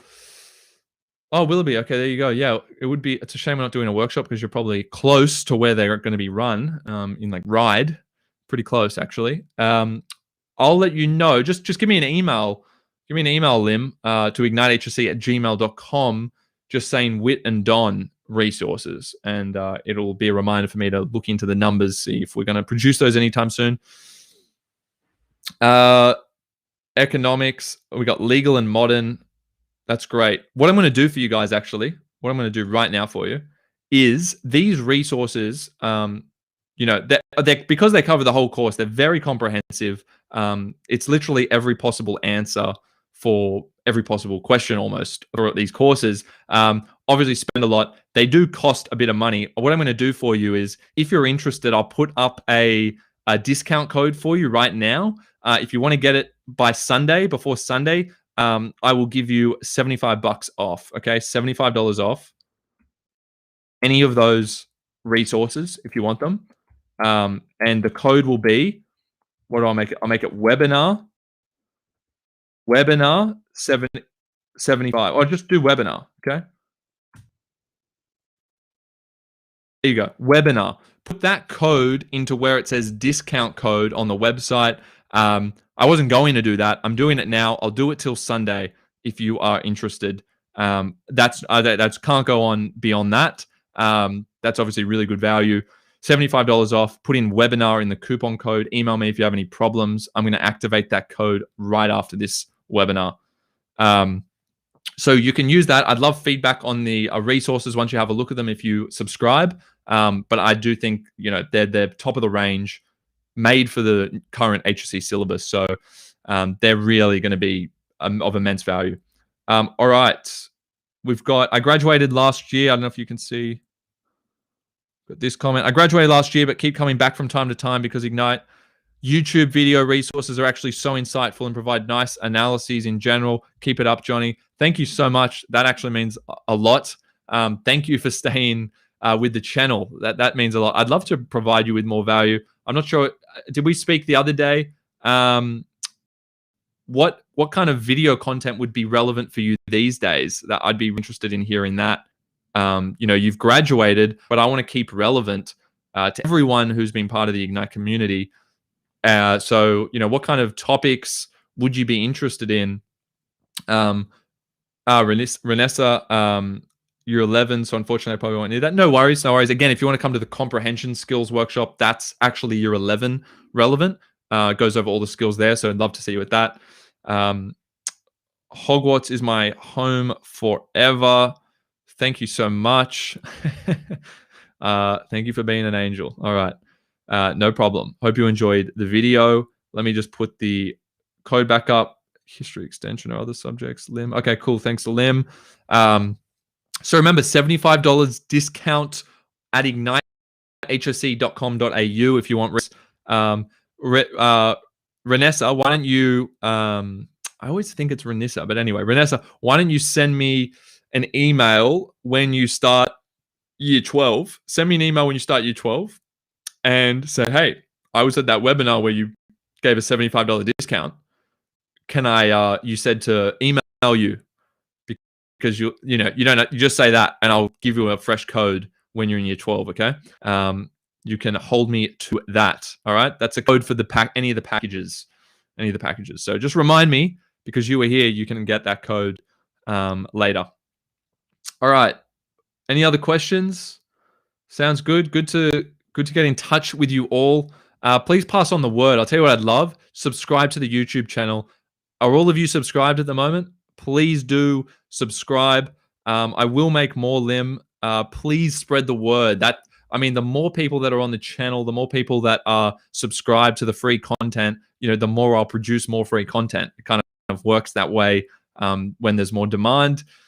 So yeah, please spread. That'd be much appreciated. Thank you all for attending. I'll stick around for a couple more minutes in case anyone has any other comments or questions. Remember, you can just use the code webinar if you need, if you want any additional resources. Thank you, Jess. Jess, I know, sorry, were you on the next one? Jess, you were next. Sorry about that. I do feel bad actually because I just had to cut it because I've gone way beyond time and I've got to be somewhere and also my brain was starting to fry.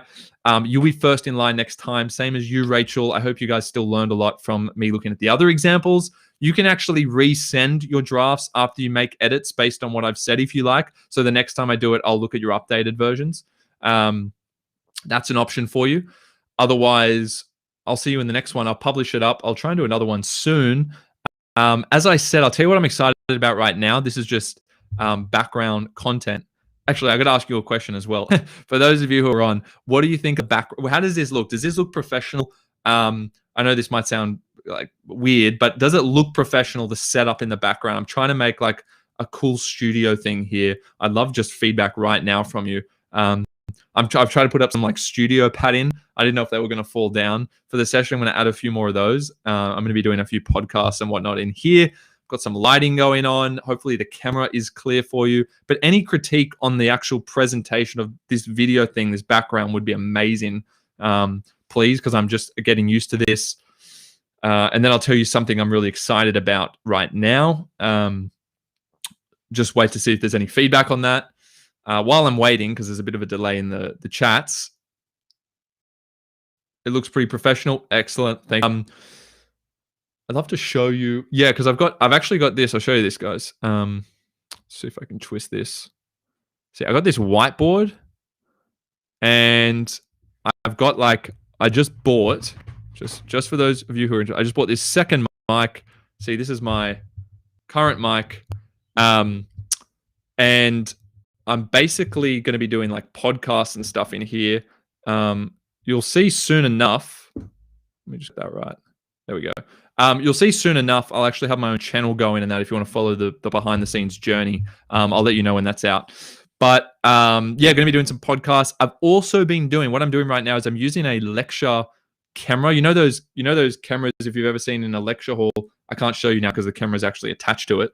But basically, if you were in a lecture hall and the lecturer was writing down stuff on the page, and then what they were writing was being like projected up onto the screen. Are any of you familiar with that? I've got one of those. That's what I'm using right now as the camera. It's pretty clear. It's like high definition.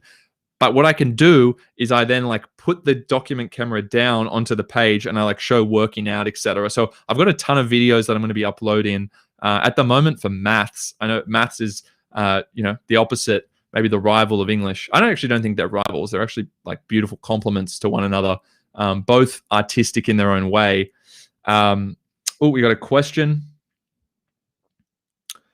But yeah, I've got a lot of maths videos, just me like doing a bunch of questions for you, fully explaining everything. So please do take a look at those.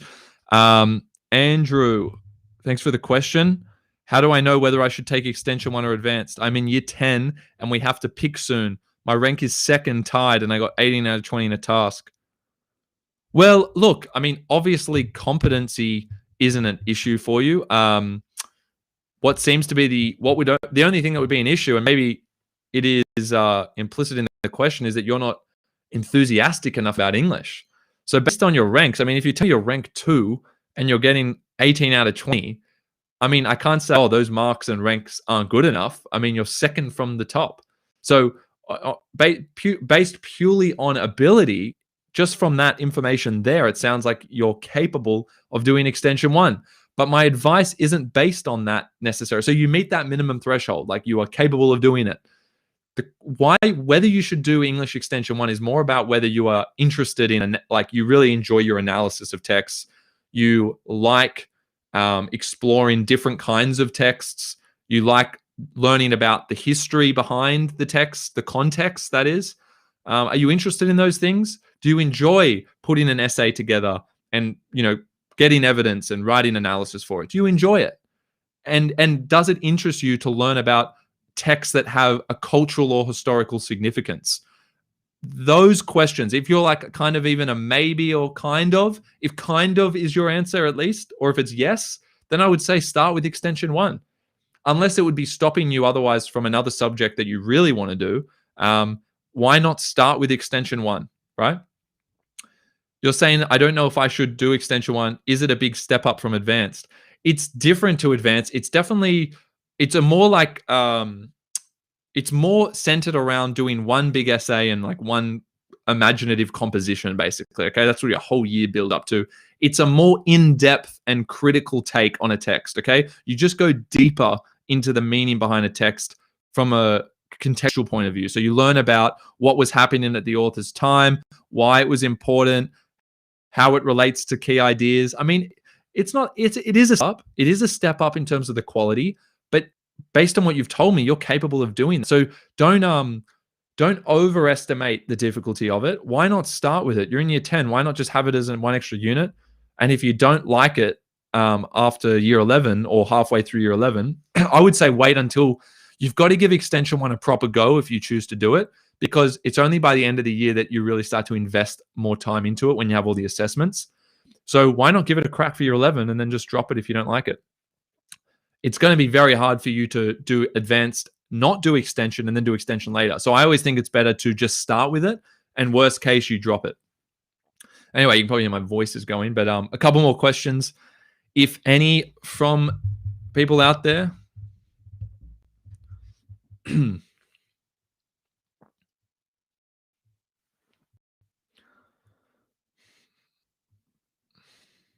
Hope that answers your question, Andrew. Yeah, take it, man. Give it a go. Let me know what you think. We'll be interested to hear your feedback. And guys, whenever you need, just send me an email. Send me an email if you've got any questions about anything. Okay, and I'd love to just hear your marks and whatnot. Just update me. I'm interested to hear how you're all going with things. Is this are you guys back at school on Tuesday next week? Is that right? Back at school on Tuesday next week?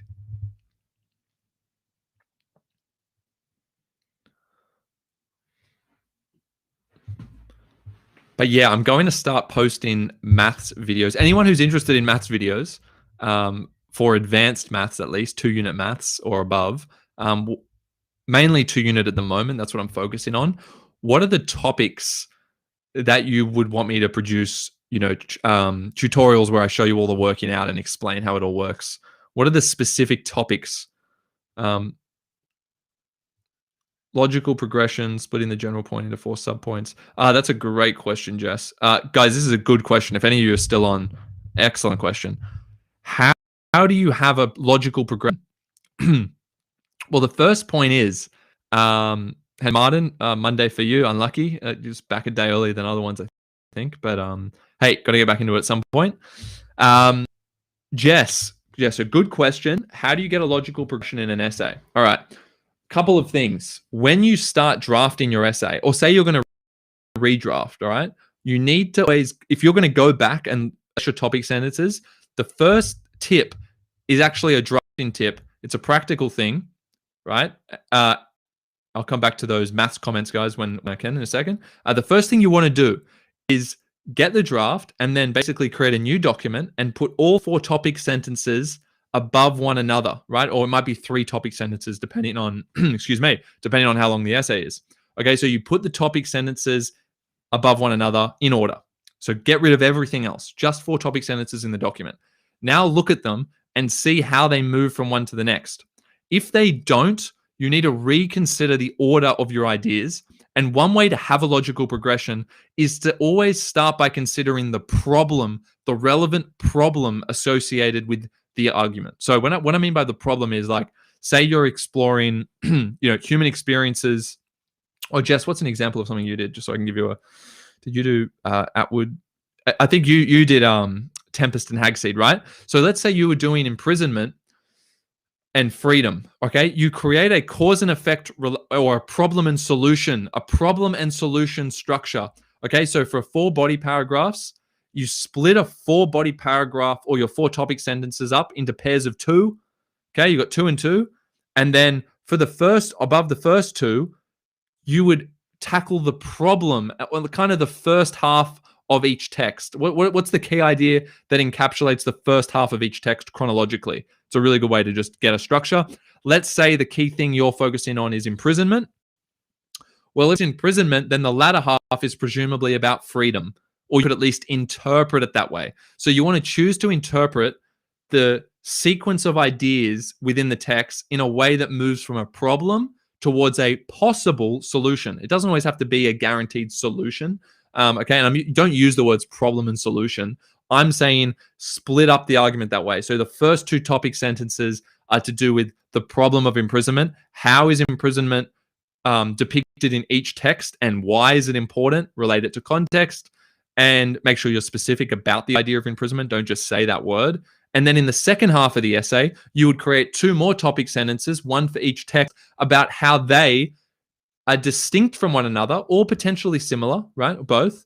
How they deal with freedom from imprisonment. So see how freedom is a natural step 2 to imprisonment? You want to create that cause and effect problem solution structure, and then you can split within those 2 ideas. You can split it up into 2 more topic sentences, focusing on how that's represented in each text.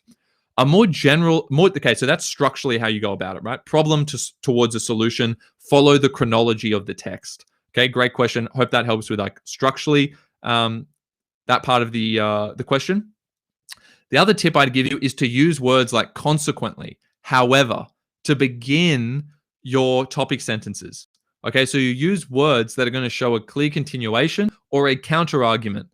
So it's forcing you to actually continue the argument on to the next paragraph by using a word like consequently or in response to or however, nonetheless. Start the paragraphs like that when you're drafting, and that should actually give you a good framework for continuing the argument, for being progressive with your topic sentences. All right, I hope that helps, Jess.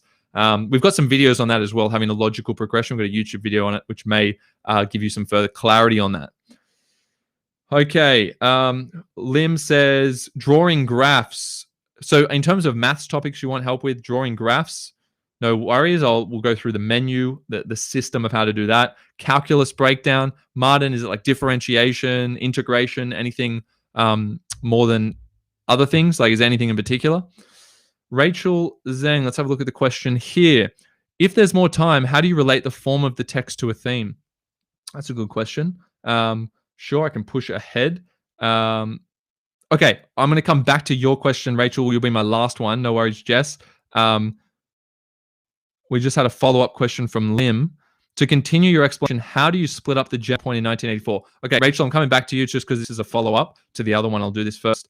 The general point in 1984, well, think about 1984. I would do that as a 3-body paragraph essay because you're only doing one text. So 4 is a bit excessive. You only need 3. 3 is the perfect number. 2 is too short. 3 is perfect. 4 is just not essential. You're better off just going deeper into 3 key points. In terms of splitting up the 3 key points, the first key point I would have is talking about the conflict. What is the conflict that is established at the outset of the novel? So go chronologically, look at the first kind of act and think about what the big problems are that come out. Again, problems, right? Then go to the next paragraph and explore the struggle which emerges, for example, I'm in my head, I was thinking about the Crucible. I was thinking about the Crucible there. Sorry. 1984, think about the problem of a totalitarian government, right?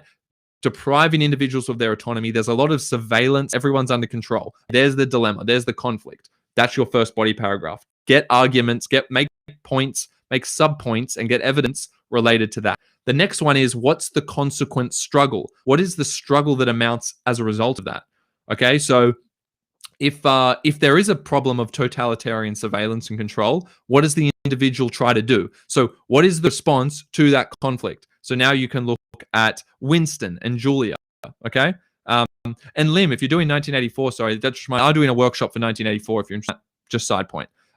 But you would then go to the struggle. So how does Winston and Julia respond? They seek out passion. They seek to rebel, right? And then the last one is the solution.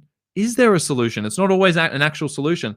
Well, was rebellion successful for them? Why or why not?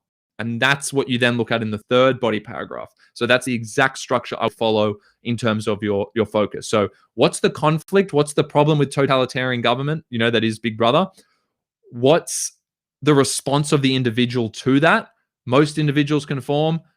A couple of individuals are going to try and rebel. And then how successful is that rebellion? Is there a solution to it? Why or why not? That's how I'd order the 3 body paragraphs.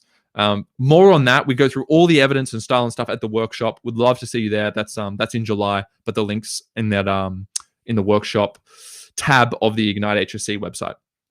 I hope that answers that. Back to Rachel's question. If there's more time, how do you relate the form of the text to a theme or idea? Okay, so the form. So let's do an example. Rachel, what was one of your texts? Oh, Tempest Tag Seed. You're all doing Tempest Tag Seed. All right. Make sure you come to the thing. I'm doing that workshop in July, by the way. If you want to have a big refresh and do a lot of practice essay adaptations with your drafts and finesse things as well, I'll be doing that. So no worries, Lim. So Rachel, for Tempest and Hagseed, if there's more time, how do you relate the form of the text? So let's use an example. Let's look at Hagseed. Okay, so Hagseed is written in what type of narrative voice? Because that's an aspect of form. So form are like these macro features. So there's stream of consciousness style because it kind of mirrors Felix's thoughts, but it's also written in third person limited narration. So it's not written by Felix, but it's written from someone who is basically sitting on Felix's shoulder, telling us what he's thinking all the time. So it's biased. Okay, how do we connect that to a theme? Well, the idea of third person limited narration clearly privileges Felix's perspective. And then what that connects to, it's not so much connecting to a theme directly, right? Doing is it's actually facilitating, or it's his character above others, right? So it facilitates a more intimate insight into his personality by us, so we can understand him a little bit more. It humanizes him, and therefore it allows us to empathize more with his character, is what I would argue. And therefore it creates a more favorable representation of his character versus the representation in The Tempest, where Prospero, right, the Felix equivalent, was actually viewed in a more ambivalent way, where he could have actually been an evil character. I think in Hagseed, he's presented in a lot more of a more humbling and human light. So it's actually better. Prospero becomes a better character because of Hagseed, is what I believe. But my point, to answer your question, how do you link it to a theme or idea? It's not so much dependent on a theme, because because of the form is to do with the whole text. So it's more to do with a function, or you can connect it to any theme is the answer. It'll depend what quote you want to pair it with. But basically the point is it's more about humanizing, right? So third person limited was about humanizing. Let's say talked about stream of consciousness. That's to create a more authentic voice. None of these are really anchored to any particular theme, which is exactly why you should use lots of it, because no matter what theme comes up in the question, you can link them to it, because it's more about their general effect on the audience, and then you can link it to any theme. Does that make sense? So if you did third person, it makes him more human. That's not to do with any theme or idea. So you would actually present that technique alongside a quote that is an example of it, which has another technique in it, a small, like a metaphor or something, and then you can link the idea of humanization to the particular idea that comes out from the quote you've chosen. Does that make sense? So form doesn't actually connect to any particular theme or idea usually. It usually has a very general effect, which is super important, that you can connect to anything. So it's a very flexible and versatile device. That's why you should use it a lot in your essays, because it's the most adaptable type of technique. Does that make sense, Rachel? Or do you have a particular example in mind? Let me know. Any other questions here? No worries. All right, I better go. I'm glad I got to answer so many questions. Thank you for asking so many questions. I will post this up ASAP, and I will try and clip it as well, so you get the best of. Last thing, actually, just to get feedback from you, if any of you know anyone maybe who's already finished school, or probably would have to have finished school. So any recent graduates of the HSC of year 12, I've got a question that I'll answer in a second. If any of you know any HSC graduates that are good at graphic design and media, good with media and stuff like that, give me an email and email me, because I'm looking for people. Last thing is, let's go. What's this? All right, so I need to zoom in on is that Arkansh? So form, sorry, I'm seeing your question now. So form can be thought as a macro technique combined with, so form is the macro technique. It's not a micro technique, and what you need to do is combine form, which is like the macro technique. You combine it in a sentence with a micro technique, okay? You combine it with a micro technique, because then that allows you to use a quote and another technique, and then get more specific into it and relate the general purpose of the form to a specific example. So you use a macro technique and a micro technique, and another word for macro technique is form. That's how I'm using it. Does that make sense? Arkansh, I'm not sorry about the pronunciation. I'm actually trying a lot of names I'm not familiar with today. But it's a cool name. Hope that helps. Hope that answered that question. Any last second things? I'm going to take 1 sec. No worries at all. I know you all can't see the chat overlay. I mean, this is what it's. Hopefully, maybe it'll pop up for you in a second. Oh no, it only starts from when I click on. I've been able to see all your comments, so thank you very much. I think you've only been able to see the ones I've been selecting.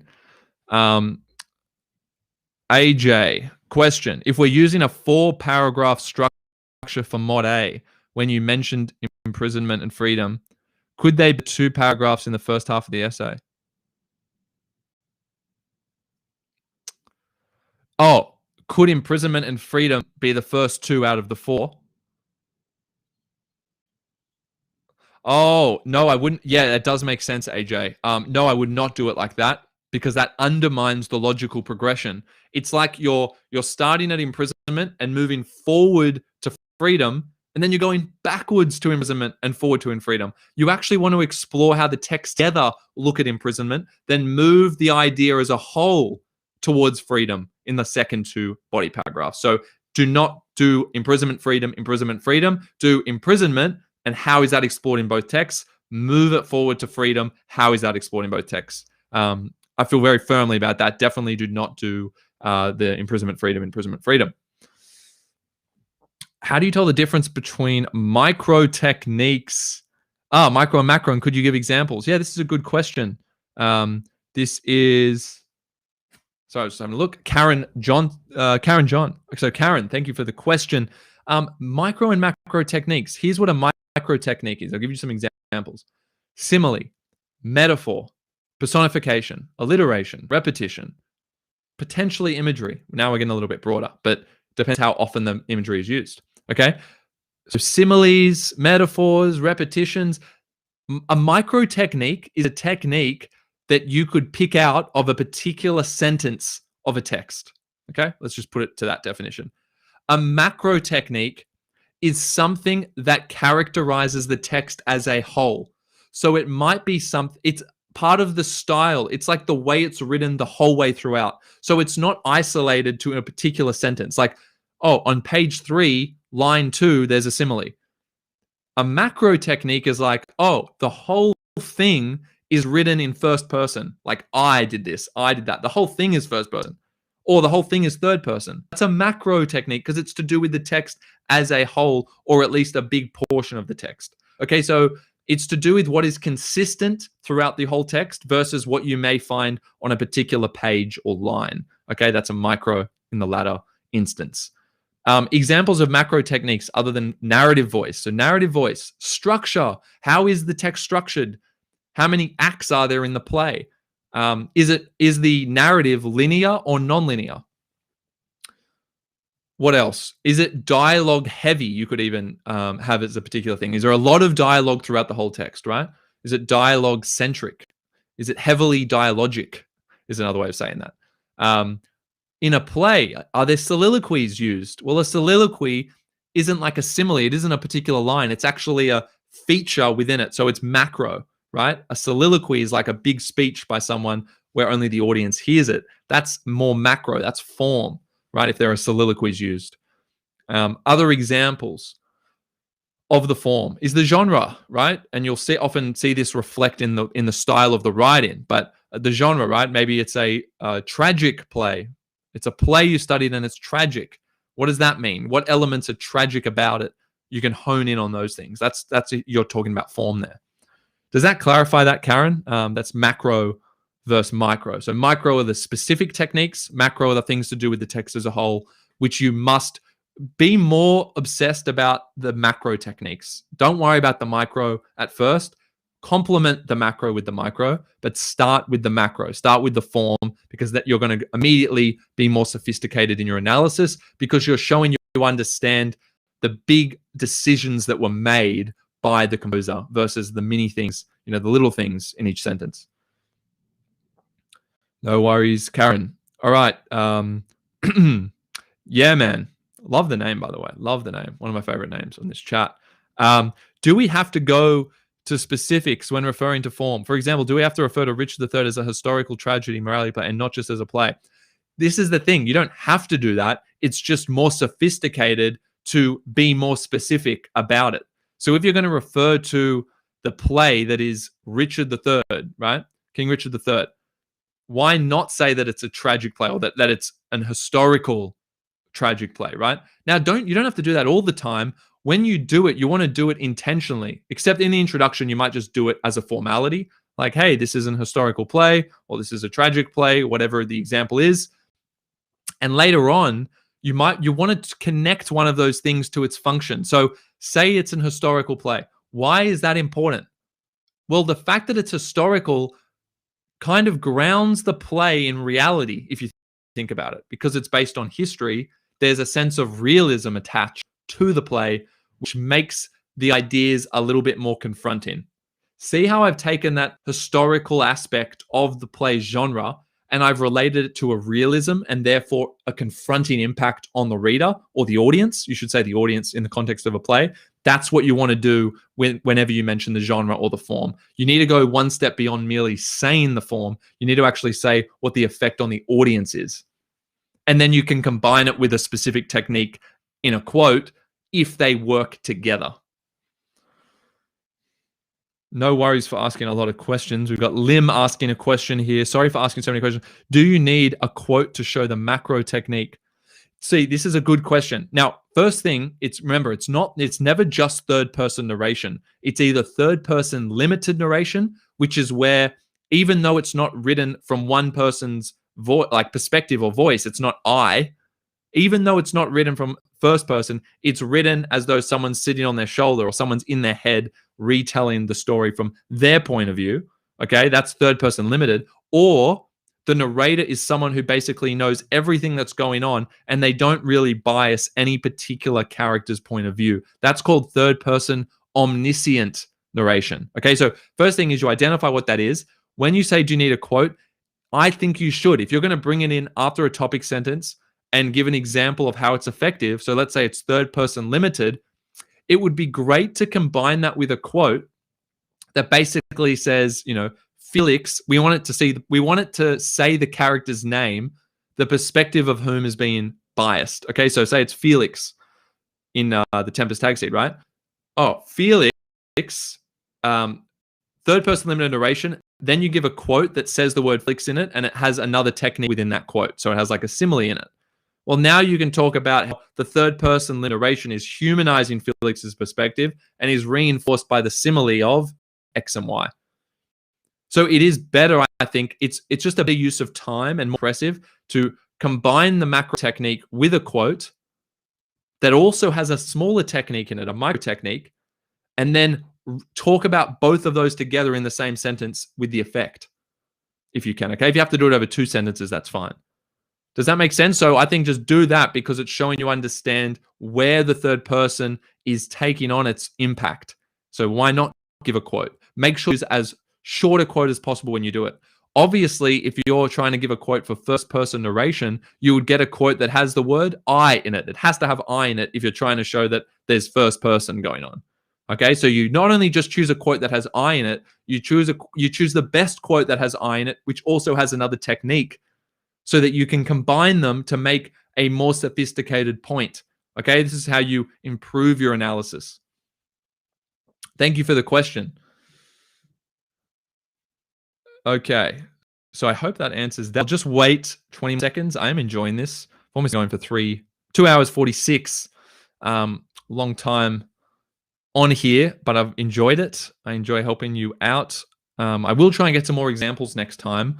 You got to remember, it was improv. I've been very busy this week. Next time, I might even do some prep before. Like I have some notes ready on it. Obviously, it's just more time, but I'm happy to do that for all of you. I just need to kind of factor it in. And when I do have a bit more time to prepare that, I can kind of nip through all of them and just go through the main points that I have already identified. But I was kind of really doing it on the spot for you today. Okay, if that's all good, then I will see you later. Thank you so much for joining. Thanks for being part of the first webinar that I've done of this kind. Hope to see you at the workshops in July. You can register for them now. ignitehsc.com.au/workshops. I'll just put the link up again. But thank you so much for all of your questions. They've been really helpful. I'll just put that up to finish. Thank you very much, and good luck. Good luck with your studies, and good luck. Make sure you refine your essays now. Use the advice we've gone through.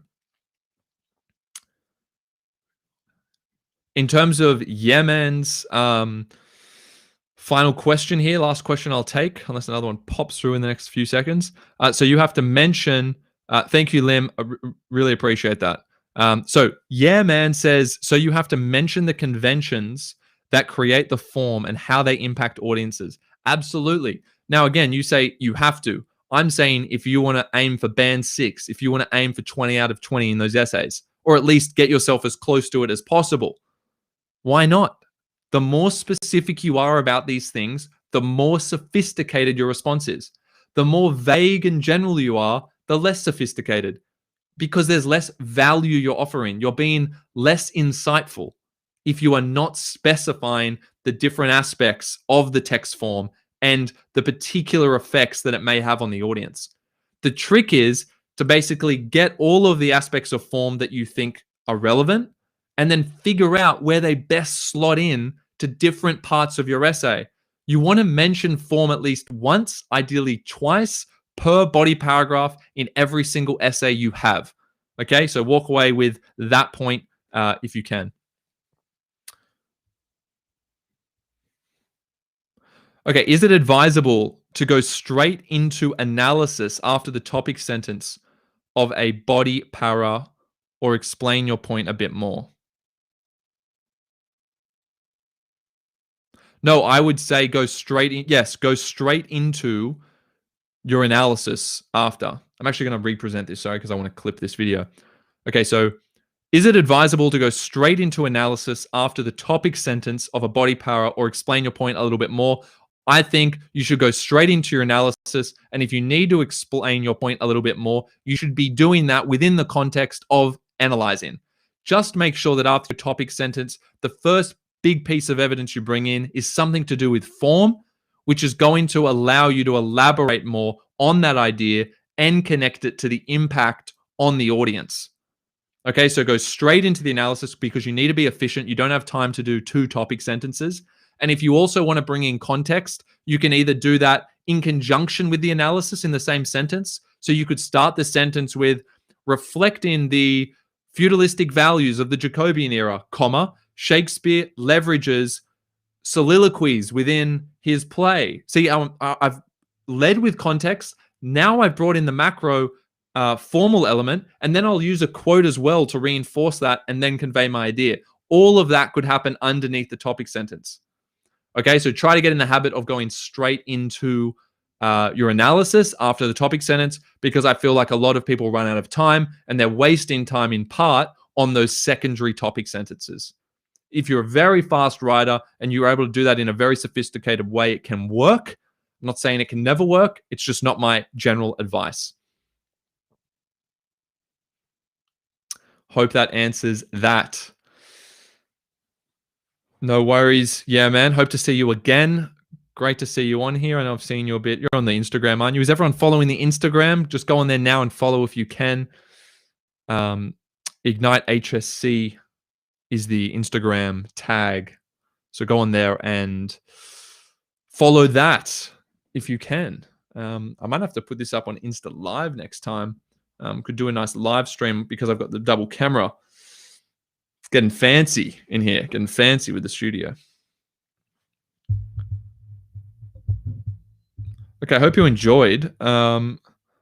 See, the thing is, I might have to do it in like a private room next time just to encourage more attendance, because people were relying on like it being published and stuff, but I like having the engagement. I'd love to get people up on video and stuff as well, though I know not everyone is comfortable doing that. It'd just be cool to speak with someone in person, you know, get you all coming up and asking questions, and we can actually have a bit more of a conversation. There's obviously a little bit of friction when I'm responding to sporadic chat messages.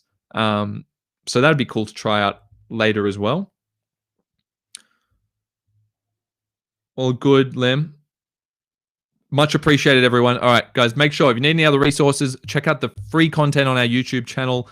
Make sure you're subscribed, please. Make sure you're subscribed. Would really appreciate that. Otherwise, you know, follow the Instagram page and ignitehsc.com.au. Information on our live workshops and all of our resources: English, Echoes, Modern, Legal, Business. That's like our best content condensed into that. You know, best content except for this kind of stuff. You know, this could be up there. But I will see you all soon. Thank you so much for tuning in. I'm going to go now before we hit the 3-hour mark. It's just getting ridiculous how late I am running for other things. But it was a pleasure to be here. And obviously I like offering as much feedback as I can. Otherwise I wouldn't still be here. So we'll start with Jess and Rachel next time, just to go over a few more sentences. It seems like you got a lot of value out of this, so that's awesome. We'll see you soon.